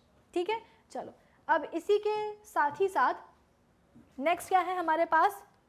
मैं जो यहाँ पे आपको साथ साथ बताती जा रही हूँ ना कि सॉलिड स्टेट कैसे लिक्विड में या कैसे रिस्पेक्टिव गैसियस स्टेट में कन्वर्ट हो रही है, ये मैं क्यों बता रही हूँ? क्योंकि कई बार सवाल में पूछा जाता है कि फलाना फलाना है ना रिएक्शन हुई है और उसमें कौन कौन से आपको ऑब्जर्वेशन जो ना देखने को मिले हैं। तो जैसे कि मैंने आपको बताया कि क्विकलाइम को अगर आप पानी में मिलाओगे तो क्या ऑब्जर्वेशन आपको मिलेगी? जिस कंटेनर में आपने पानी और क्विकलाइम को मिलाया है उस कंटेनर का टेम्परेचर बहुत इंक्रीज हो जाएगा। तो ये क्या होगा? आपका ऑब्जर्वेशन होगा।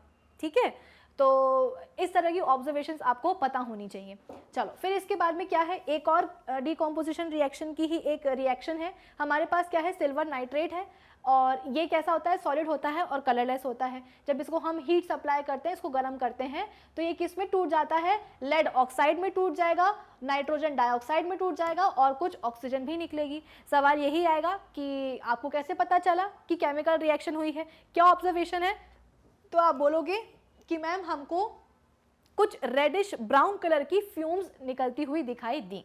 हर एक केमिकल रिएक्शन का कोई ना कोई ऑब्जर्वेशन तो होता ही है, तो बेहतर होगा कि जो भी केमिकल रिएक्शन के बारे में हम पढ़ रहे हैं उनकी हम रिस्पेक्टिव ऑब्जर्वेशंस भी पढ़ते जाएं। तो ये जो लेड नाइट्रेट का डिकम्पोजिशन हुआ है इनटू लेड ऑक्साइड और नाइट्रोजन डाइऑक्साइड और ऑक्सीजन में, तो इसमें आपकी ऑब्जर्वेशंस क्या होंगी कि मैम रेडिश ब्राउन कलर की फ्यूम्स निकली हैं। ठीक है, चलो फिर इसके बाद में नेक्स्ट क्या है हमारे पास। अब देखो डिकम्पोजिशन रिएक्शन में हमने क्या पढ़ा कि हमारे पास एक मेजर रिएक्टेंट होता है और वही क्या टूटता है, अपने कॉन्स्टिट्यूएंट प्रोडक्ट्स में आकर के टूट जाता है। लेकिन टूटता कब है?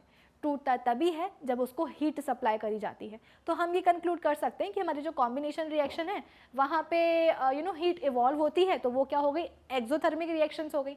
लेकिन जब हम बात करते हैं डीकॉम्पोजिशन रिएक्शंस की, तो डीकॉम्पोजिशन तभी होता है जब हम किसी ना किसी तरह की हीट या एनर्जी को सप्लाई करते हैं। तो ऐसी रिएक्शंस को हम क्या कहते हैं, एंडोथर्मिक रिएक्शंस कहते हैं। अब दोबारा हम बोलते हैं कि डीकॉम्पोजिशन रिएक्शंस जो होती हैं वो दो टाइप की होती हैं। एक होती है इलेक्ट्रोलाइसिस, यानी कि आप बोल सकते हो कि डीकॉम्पोजिशन रिएक्शंस को हम दो कैटेगरीज में कैटेगराइज कर सकते हैं। एक होती है प्रोसेस इलेक्ट्रोलिसिस की और एक होती है फोटोलाइसिस की। ठीक है ना, इलेक्ट्रोलिसिस क्या होता है, देखो एक होती है इलेक्ट्रोलिसिस और एक होती है फोटोलाइसिस। इलेक्ट्रोलिसिस मतलब क्या कि यहाँ पे आप एनर्जी तो दे रहे हो किसी भी चीज़ को तोड़ने के लिए, डिकम्पोज करने के लिए, लेकिन कौन सी एनर्जी दे रहे हो, तो इलेक्ट्रिकल एनर्जी दे रहे हो। इसीलिए इसका नाम क्या है, इसीलिए इसका नाम है इलेक्ट्रोलाइसिस। लाइसिस का मतलब होता है तोड़ना, ब्रेक डाउन करना। ठीक है, जैसे कि हमारे बॉडी में भी क्या होते हैं भाई, हमारे बॉडी में भी हम बोलते हैं कि बहुत सारे लाइपोलिटिक टाइप के एंजाइम्स होते हैं जो कि क्या करते हैं, लिपिड्स को जाकर के तोड़ते हैं। ठीक है, तो लाइसिस का मतलब क्या होता है, तोड़ना। तो यहाँ पे हम किसी चीज़ को तोड़ रहे हैं, लेकिन कैसे तोड़ रहे हैं, तो इलेक्ट्रिसिटी, इसीलिए यहाँ पे वर्ड आया है कौन सा, इलेक्ट्रो। तो यहाँ पे इलेक्ट्रिसिटी को यूज़ करके हम चीज़ों को तोड़ रहे हैं। तो इलेक्ट्रिसिटी का यूज़ मतलब क्या है कि हम वहाँ पे इलेक्ट्रिकल एनर्जी प्रोवाइड कर रहे हैं। तो देखो यहाँ पे जैसे कि हमारे पास एक रिएक्शन आती है पानी की। ठीक है, हमारे पास क्या है, पानी है। पानी बनता कैसे है, तो हम बोलते हैं कि हाइड्रोजन और ऑक्सीजन गैसेस मिलके क्या बना देती हैं, पानी बना देती हैं। तो ये क्या है, ये है हमारे पास एक कॉम्बिनेशन रिएक्शन। दो रिएक्टेंट्स मिलके क्या बना रहे हैं, एक सिंगल प्रोडक्ट को बना रहे हैं। इसी का उल्टा कर दो, इसी का उल्टा जब आप करोगे तो आपके पास क्या आएगा, यहाँ पे जब आप क्या करोगे, इलेक्ट्रोलिसिस करोगे, यानी कि जब यहाँ पे आप इलेक्ट्रिसिटी प्रोवाइड करोगे, इलेक्ट्रिक करंट पास कराओगे, तब हम बोलते हैं कि जो पानी है वो किस में टूटता है, हाइड्रोजन और ऑक्सीजन में जाकर के टूट जाता है। तो ये क्या हुआ, ये हम बोलते हैं कि डिकम्पोजिशन रिएक्शन हुई, लेकिन कौन सी हुई, इलेक्ट्रोलिसिस हुई। क्यों, क्योंकि यहाँ पे हमने तोड़ा तो है, डिकम्पोजिशन तो हमने किया है, लाइसिस तो हमने किया है, लेकिन कैसे किया है, इलेक्ट्रिकल एनर्जी को सप्लाई करके। ठीक है, फिर इसके बाद में हमारे पास कौन सी आती है, फोटोलाइसिस या फोटोकेमिकल डिकम्पोजिशन आता है। इसमें क्या होता है, यहाँ पे भी आप एनर्जी तो दोगे, लेकिन कौन सी दोगे, लाइट एनर्जी दोगे। क्या दोगे आप, लाइट एनर्जी दोगे। ठीक है, इसीलिए यहाँ पे हमने क्या नाम रखा है, फोटो। फोटो मतलब क्या, लाइट। लाइसिस मतलब क्या, तोड़ना। तो यहाँ पे भी आप किसी ना किसी चीज़ को तोड़ रहे हो, लेकिन कैसे तोड़ रहे हो, लाइट एनर्जी का यूज़ करके। जब इलेक्ट्रिकल एनर्जी यूज़ करोगे तो वो होगी इलेक्ट्रोलाइसिस, जब लाइट एनर्जी यूज़ करोगे तो क्या होगी, फोटोलाइसिस होगी। जितने भी सिल्वर के हैलाइड्स होते हैं ना, जैसे कि हमारे पास है क्या, AgCl है, हमारे पास AgBr है, तो इन सभी को अगर आप क्या करोगे, सनलाइट वगैरह में रख दोगे तो फोटोलाइसिस इनका हो जाता है। ठीक है, और जितने भी सिल्वर हैलाइड्स होते हैं इनको हम ब्लैक एंड वाइट फोटोग्राफी जो होती है उसमें यूज़ करते हैं। ठीक, तो हमने एक और इम्पॉर्टेंट एप्लीकेशन सीखा है किसका, सिल्वर के हैलाइड्स का, कि भाई ब्लैक एंड वाइट फोटोग्राफी में इसको यूज़ किया जाता है। मुझे एग्जैक्टली याद नहीं आ रहा है, लेकिन हाँ किसी न किसी प्रीवियस ईयर क्वेश्चन में ये सवाल आया है कि एक सिल्वर हैलाइड है, या आप बोल सकते हो कि एक ऐसा सब्सटेंस है जिसको कि ब्लैक एंड वाइट फोटोग्राफी में जो है ना यूज़ किया गया है, और उसी सब्सटेंस से रिलेटेड कुछ क्वेश्चंस पूछे गए थे। तो आपको कुछ जो भी आपकी NCERT में दिया गया है, कम से कम उन कंपाउंड्स और उन सब्सटेंसेस के बारे में तो अच्छी तरीके से याद कर ही लेना है। जैसे कि क्विकलाइम का एप्लीकेशन मैंने आपको बताया है ना, और इसका बताया मैंने आपको सिल्वर हैलाइड्स का, कि जितने भी हमारे पास सिल्वर हैलाइड्स होते हैं, AgCl, AgBr, इन सब का ब्लैक एंड वाइट फोटोग्राफी में यूज़ किया जाता है। जब आप इन सिल्वर हैलाइड्स को कहाँ रख दोगे, सनलाइट में जाकर के रख दोगे, सनलाइट से एक्सपोज कर दोगे, तो सिल्वर मैटर अलग हो जाएगा। जैसे कि हमारे पास क्या है, AgCl है, तो AgCl को अगर हमने कहाँ रखा है, सनलाइट में रखा है, तो वहाँ पे क्या हो जाएगा, उसका फोटोलाइसिस हो जाएगा, और ये टूट जाएगा किसमें, Ag में प्लस Cl2 में, तो मेटल अलग हो जाएगा और हेलोजन अलग हो जाएगा। ठीक है, चलो अब इसके बाद में हम बात करते हैं अपनी नेक्स्ट रिएक्शन की। नेक्स्ट टाइप क्या है हमारे पास, डिस्प्लेसमेंट रिएक्शन। डिस्प्लेसमेंट का मतलब क्या होता है, डिस्प्लेसमेंट का मतलब होता है किसी को धक्का मार के उसकी जगह ऑक्यूपाई कर लेना। ठीक है, जैसे कि when a more reactive element displaces less reactive element from its compound, it is called displacement reaction. जैसे कि हमारे पास क्या है, A है प्लस BC है, तो क्या करा, A ने जाकर के BC कंपाउंड में से B को डिस्प्लेस कर दिया और खुद उसके साथ जाकर के चिपक गया और B बेचारा क्या रह गया, अकेला रह गया। तो ये क्या हो जाएगी, ये हो जाएगी एक डिस्प्लेसमेंट रिएक्शन। ठीक है, अब सवाल ये है कि आखिर A में ऐसा क्या था जिसके कारण उसने BC कंपाउंड में से B को डिस्प्लेस कर दिया। तो बड़ा सिंपल सा लॉजिक है कि A जो है ज़्यादा रिएक्टिव था B से, जो लेस रिएक्टिव होता है वो बेचारा दबा सा होता है, कमज़ोर सा होता है, तो इसीलिए उसको कोई उससे ज़्यादा रिएक्टिव एलिमेंट आकर के डिस्प्लेस कर देता है। तो इसके लिए आपको पता होना चाहिए रिएक्टिविटी सीरीज़। रिएक्टिविटी सीरीज़ कैसे होती है, क्या होती है, देखो इधर पे। तो एक जिंगल है जिससे मुझे याद रहता है कि एक कड़कनाथ है। कड़कनाथ क्या होता है भाई, एक मुर्गी का ब्रीड होता है। ठीक है, तो कड़कनाथ का मग, कड़कनाथ का मग क्या है, एल्यूमिनियम का बना है। ये मैं आपको रिएक्टिविटी सीरीज़ बता रही हूँ, क्योंकि अगर आपको रिएक्टिविटी सीरीज़ नहीं पता होगी तो आप डिस्प्लेसमेंट रिएक्शन में पता नहीं कर पाओगे कि कौन से एलिमेंट को कौन डिस्प्लेस करेगा। ठीक है, तो कड़कनाथ का मग जो है वो क्या है, एल्यूमिनियम का बना है। इसके बाद में आ जाते हैं जिंक और Fe, जिनका क्या है, पब है। ठीक है, जिनका क्या है, जिंक और आयरन का पब है। पब है के बाद वो आपने सुना है एक जोक कि टीचर बोलती है किसी बच्चे से, एक नॉटी बच्चे से कि थर्मामीटर में कौन सा लिक्विड जो है मेटल प्रेजेंट होता है, तो बच्चा भी बोलता है मर्क्यूरी है, तो टीचर बोल देती है बिल्कुल सही, इट्स मर्क्यूरी। ठीक है, तो वैसे ही यहाँ पे हम एक जिंगल यूज़ कर सकते हैं कि कड़कनाथ का मग एल्यूमिनियम, जिंक आयरन का पब है, और फिर इसके बाद में मर्क्यूरी है का हम क्या ले लेते हैं, यहाँ पे आप ले सकते हो क्या, कॉपर। ठीक है ना, तो Cu मरकरी क्या होता है, Hg, फिर आ जाएगा Ag, फिर आ जाएगा Au और ये आ जाएगा Pt। ठीक है, तो ये मैंने आपको पूरी क्या बता दी है, रिएक्टिविटी सीरीज बता दी है। यानी कि लीस्ट रिएक्टिव कौन होगा, प्लेटिनम होगा। हम जाएंगे K के साथ, K होगा सबसे ज़्यादा रिएक्टिव, फिर आएगा सोडियम, सोडियम के बाद आएगा कैल्शियम, कैल्शियम के बाद आएगा हमारे पास मैग्नीशियम, मैग्नीशियम के बाद आएगा एल्यूमिनियम, जिंक, आयरन, ये जो भी है Pb है, हाइड्रोजन है, कॉपर है, Ag है, Hg है, Ag है, Au है और Pt है।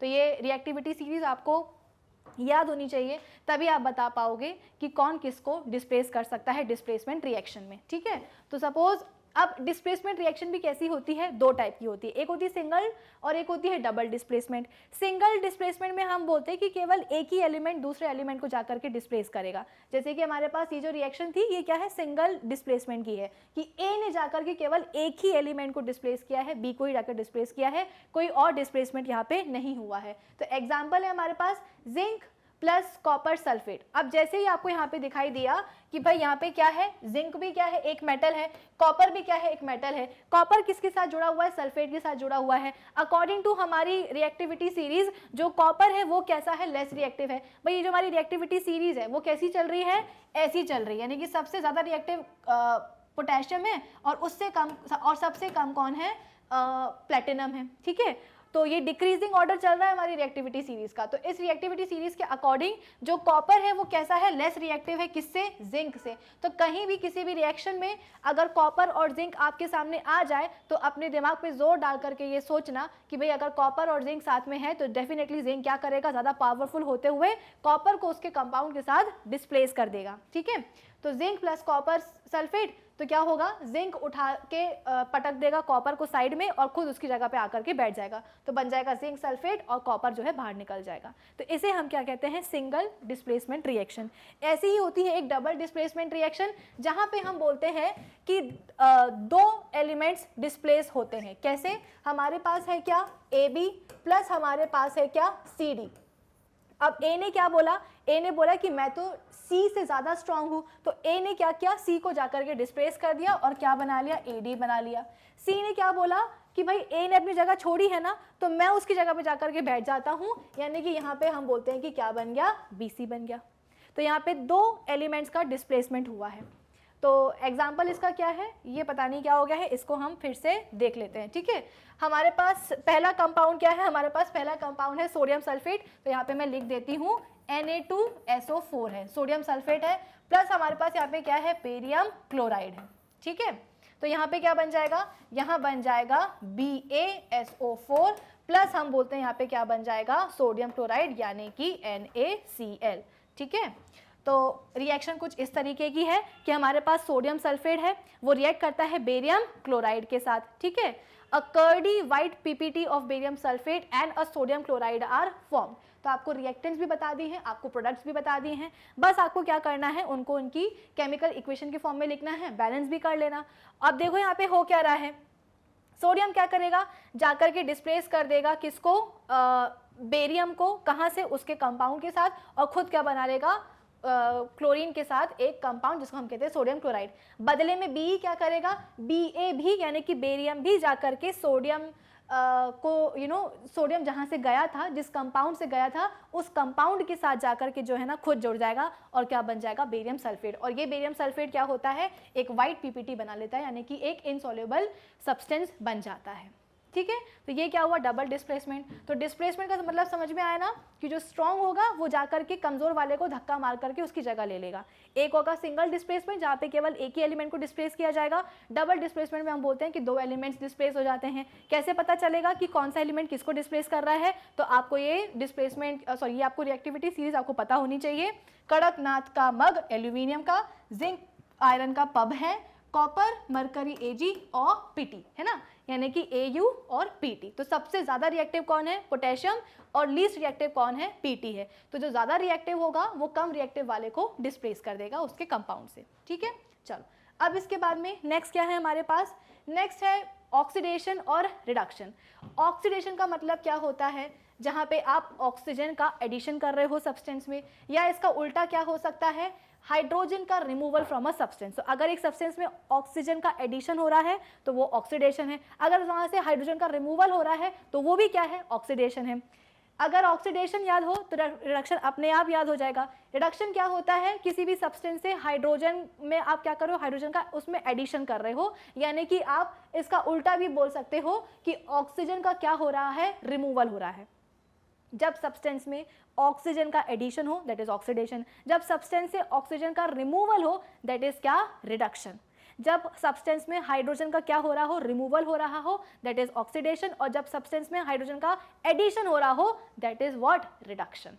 ठीक है, तो देखो यहाँ पे कॉपर है, कॉपर रिएक्ट करती है किसके साथ, बेसिकली हमने इसको जलाया है, जलाया मतलब क्या, ऑक्सीजन प्रोवाइड करी है, तो क्या बन गया, कॉपर ऑक्साइड बन गया। तो यहाँ पे हमारे पास कॉपर अकेला पड़ा हुआ था, उसको हमने जाकर के जलाया तो वो ऑक्सीजन के कांटेक्ट में आया और उसने क्या बना लिया, कॉपर ऑक्साइड, यानी कि कॉपर में हम बोलते हैं कि ऑक्सीजन का एडिशन हो गया है, यानी कि यहाँ पे कॉपर का क्या हुआ है, ऑक्सीडेशन हुआ है। फिर इसके बाद में दूसरा एग्जाम्पल क्या है, हाइड्रोजन सल्फाइड था हमारे पास, उसने जाकर के क्या बनाया, हाइड्रोजन सल्फाइड था हमारे पास, उसको हमने जाके रिएक्ट कराया किसके साथ, ऑक्सीजन के साथ, तो क्या बन जाएगा, सल्फर अलग हो जाएगा और यहाँ पे हम बोलते हैं कि हाइड्रोजन डाइऑक्साइड बन जाएगा, यानी कि पानी बन जाएगा। क्या बन जाएगा, यहाँ पे पानी बन जाएगा। अब यहाँ पे क्या हुआ है भाई, यहाँ पे आप क्लियरली बोल सकते हो कि सल्फर का ऑक्सीडेशन हुआ है। क्यों, क्योंकि इनिशियली रिएक्टेंट में हमारे पास क्या था, हाइड्रोजन सल्फाइड था, यानी कि सल्फर के साथ हाइड्रोजन जुड़ा हुआ था, लेकिन रिएक्शन के बाद क्या हुआ, हाइड्रोजन चला गया सल्फर से, यानी कि रिमूवल हो गया रिमूवल हो गया हाइड्रोजन का, किसके पास से, सल्फर से। तो मैंने आपको क्या बताया, ऑक्सीडेशन मतलब क्या होता है, या तो एडिशन ऑफ ऑक्सीजन या रिमूवल ऑफ हाइड्रोजन। तो यहाँ पे भले ही आप बोल सकते हो कि एडिशन नहीं हुआ है ऑक्सीजन का सल्फर के साथ, लेकिन हाँ सल्फर से हाइड्रोजन तो चला गया ना, यानी कि सल्फर का क्या हुआ, यहाँ पे ऑक्सीडेशन हुआ है। ठीक है, फिर इसके बाद में हमारे पास क्या है, जिंक है, जिंक जाकर के टूट जाता है किसमें, अपने रिस्पेक्टिव आयंस में। ठीक है, चलो तो यहाँ भी हम बोल रहे हैं कि ऑक्सीडेशन ही होगा। अब क्या है हमारे पास, नेक्स्ट रिडक्शन की कुछ वो हैं एग्जाम्पल्स हैं। पोटेशियम क्लोरेट है, पोटेशियम क्लोरेट को हमने क्या किया, हीट किया। ठीक है, तो यहाँ पे आप देख सकते हो कि पोटेशियम क्लोरेट में ऑक्सीजन था, लेकिन जैसे ही हमने हीट किया तो ऑक्सीजन बाहर निकल गया, यानी कि ऑक्सीजन का रिमूवल हुआ है। यहाँ पे पोटेशियम क्लोरेट क्या हो गया है, रिड्यूस हो गया है, यहाँ पे रिडक्शन हुआ है। फिर इसके बाद में हमारे पास सोडियम है, हमने उसको ऐड कराया किसके साथ, हाइड्रोजन के साथ। तो जहाँ पे हम सब्सटेंस में ऐड कराते हैं हाइड्रोजन, तो वहाँ पे क्या हो जाता है, वहाँ पे हम बोलते हैं कि रिडक्शन की प्रोसेस हो जाती है। तो यहाँ पे सोडियम के साथ क्या हो रहा है, हाइड्रोजन का एडिशन हो रहा है, यानी कि यहाँ पे रिडक्शन की प्रोसेस हो रही है। ठीक है, फिर इसके बाद में एक होती है रेडॉक्स रिएक्शंस। रेडॉक्स रिएक्शंस क्या होती हैं, जहाँ पे साइमल्टेनियसली ऑक्सीडेशन और रिडक्शन प्रोसेस दोनों हो। अभी तक हम ऑक्सीडेशन को और रिडक्शन को अलग अलग पढ़ रहे थे, लेकिन अब कुछ ऐसी रिएक्शंस के बारे में पढ़ेंगे जहाँ पे ऑक्सीडेशन और रिडक्शन क्या होती हैं, साइमल्टेनियसली होती हैं। कैसे, तो देखो यहाँ पे क्या है, हमारे पास कॉपर ऑक्साइड है, प्लस यहाँ पे हमारे पास क्या है, हाइड्रोजन है, H2 है, और यहाँ पे क्या बन गया, कॉपर बन गया, प्लस हम बोलते हैं यहाँ पे पानी बन गया। तो कॉपर ऑक्साइड है, हाइड्रोजन गैस है, कॉपर है, प्लस हम बोलते हैं कि H2O है। अब यहाँ पे हुआ क्या, इनिशियली कॉपर ऑक्साइड के साथ या कॉपर में ऑक्सीजन जुड़ा हुआ था, लेकिन आफ्टर रिएक्शन क्या हुआ, कॉपर से ऑक्सीजन दूर चला गया, यानी कि कॉपर का क्या हुआ है, यहाँ पे साक्षात रिडक्शन हुआ है। क्यों, क्योंकि ऑक्सीजन का लॉस हो गया ना, इस वजह से। लेकिन अगर हम बात करेंगे किसकी, अगर हम बात करेंगे हमारे हाइड्रोजन की, तो हाइड्रोजन का यहाँ पे क्या हुआ है, ऑक्सीडेशन हुआ है। क्यों, क्योंकि इनिशियली हाइड्रोजन अकेले था, लेकिन आफ्टर रिएक्शन हाइड्रोजन के साथ जाकर के ऐड हो गया है कौन, ऑक्सीजन, यानी कि यहाँ पे क्या हुआ है, ऑक्सीडेशन हुआ है। तो साइमल्टेनियसली एक ही रिएक्शन में ऑक्सीडेशन और रिडक्शन दोनों हुआ है, यानी कि ये हो गई एक रिडॉक्स रिएक्शन। जो हमारे पास कॉपर ऑक्साइड है उसके साथ ऑक्सीजन अटैच था इनिशियली, लेकिन आफ्टर रिएक्शन ऑक्सीजन रिमूव हो गया, तो यहाँ पे कॉपर का क्या हुआ है, रिडक्शन हुआ है। लेकिन इनिशियली रिएक्शन के पहले हाइड्रोजन अकेला था, उसके साथ ऑक्सीजन नहीं जुड़ा हुआ था। आफ्टर रिएक्शन ऑक्सीजन आकर के जुड़ गया, यानी कि ये क्या हो जाएगी, ये हो जाएगी एक ऑक्सीडेशन रिएक्शन। तो रिडक्शन भी हो रहा है, ऑक्सीडेशन भी हो रहा है, यानी कि ये क्या हो गई, एक रिडॉक्स रिएक्शन हो गई। ठीक है, अब इसके बाद में हमारे पास क्या है, अब इसके बाद में हम बोलते हैं एक्सोथर्मिक और एंडोथर्मिक रिएक्शंस। तो ये तो मैंने आपको बता ही दिया है, उन रिएक्शंस में जहाँ पे एनर्जी इवॉल्व होती है दोज आर एक्सोथर्मिक, और जहाँ पे एनर्जी देनी पड़ती है उन्हें हम कहते हैं एंडोथर्मिक रिएक्शन। तो यहाँ पे एक्सोथर्मिक रिएक्शन से कुछ एग्जांपल है, बर्निंग हो रही है नेचुरल गैस की, मीथेन की, क्या बनेगा, कार्बन डाइऑक्साइड, पानी और बहुत सारी हीट। देखो जब भी किसी भी फ्यूल को जलाने की बात आती है ना, तो ऑक्सीजन तो लगती ही लगती है, तभी तो भाई हमारी फ्यूल को जब भी हम बर्न करते हैं तो क्या निकलती है, एनर्जी भी निकलती है, और उसी एनर्जी को तो हमें यूटिलाइज करना पड़ता है ना। हम भी जो डिफरेंट अपने डेली बेसिस पे घर पे काम करते रहते हैं, है ना, तो उसके लिए हमको एनर्जी की रिक्वायरमेंट होती है। अगर एनर्जी कभी कभी हमको कम लग रही होती तो हम क्या करते हैं, जाकर के खाना खा लेते हैं, खाने से क्या होता है, एनर्जी मिलती है। तो खाना क्या है, हमारे लिए एक फ्यूल है ना। फ्यूल का क्या होता है, एक ऐसा सब्सटेंस जिससे हमें एनर्जी मिले। तो लकड़ी हो गई, पेट्रोल हो गया, डीजल हो गया, कोई भी हम बोलते हैं कि ऐसा सब्सटेंस जिससे क्या मिलती है, एनर्जी मिलती है, वो एक फ्यूल होता है। और फ्यूल से एनर्जी डिराइव करने के लिए ऑक्सीजन उसमें ऐड करना ही पड़ता है। तो हमारी बॉडी का फ्यूल क्या है, खाना पीना, जो कि हम खाते हैं। बिना खाने पिए के हमको क्या एनर्जी मिलेगी, नहीं मिलेगी। तो इस फ्यूल को जलाने के लिए क्या चाहिए होता है, ऑक्सीजन चाहिए होती है, और इसीलिए हम क्या करते हैं, रेस्पिरेशन करते हैं। कभी सोचा है कि भाई एनर्जी की अगर रिक्वायरमेंट है हमारी बॉडी में, तो उसके लिए तो हम खाना खा लेते हैं, तो खाना खाने के अलावा हमको रेस्पिरेशन क्यों करना पड़ता है, क्यों हम ऑक्सीजन को इनहेल करते हैं। चलो मान लिया कार्बन डाइऑक्साइड का कि मेटाबॉलिक प्रोसेसेस चलती हैं, वेस्ट प्रोड्यूस होता है, कार्बन डाइऑक्साइड हमारी बॉडी के लिए अच्छा नहीं है, इसीलिए उसको हम एक्सहेल कर देते हैं। तो केवल एक्सहेल ही क्यों करते हैं, मतलब एक्सहेल ही करते रहना चाहिए ना, इनहेल क्यों करते हैं, हम क्यों ऑक्सीजन लेते हैं।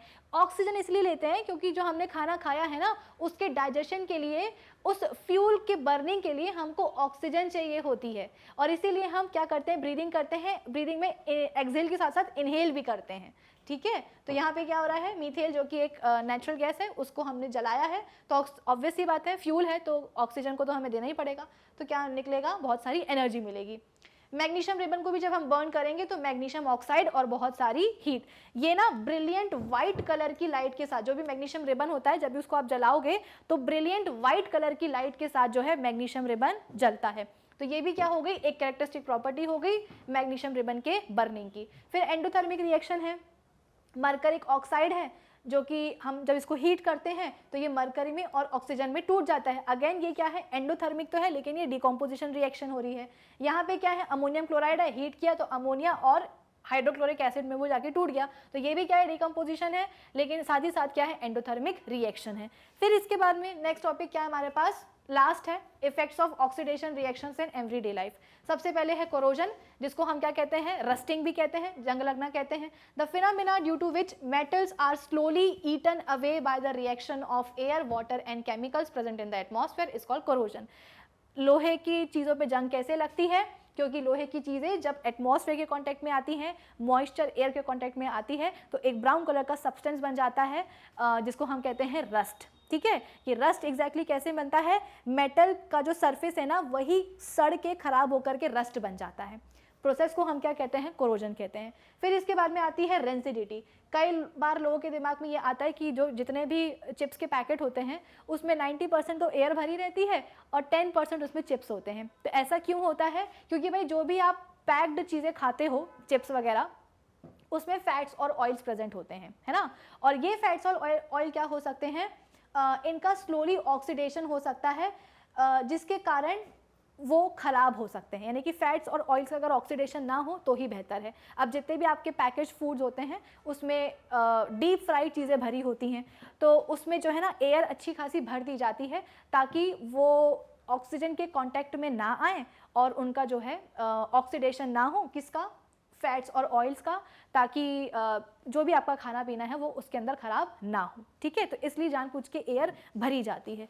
चलो, फिर इसके बाद में क्या है, रेंसिडिटी को प्रिवेंट करने के लिए हम क्या कर सकते हैं, keeping food materials in air tight containers. ठीक है, रेफ्रिजरेट कर दो कुक्ड फूड को at low temperature. Packing of food items like potato wafers in packets containing nitrogen gas instead of air. ठीक है, तो जैसे कि मैंने आपको बताया कि जितने भी आपके पैकेज फूड होते हैं उसमें हवा भरी रहती है। कौन सी हवा, कौन सी गैस, मुझे गैस बोलना चाहिए था, एयर भी नहीं। कौन सी गैस भरी होती है, नाइट्रोजन गैस भरी होती है। ठीक है ना, क्योंकि अगर हमने एयर से पैक कर दिया तो एयर में तो ऑक्सीजन भी होगी, तो ऑब्वियस सी बात है वो चीज़ें खराब हो ही जाएंगी। ठीक है ना, तो क्योंकि हमें क्या करना है, जितना हो सके ऑक्सीजन से दूर रखना है, तो इसके लिए हम जितने भी पैकेज फूड हैं उसमें नाइट्रोजन गैस को भर देते हैं।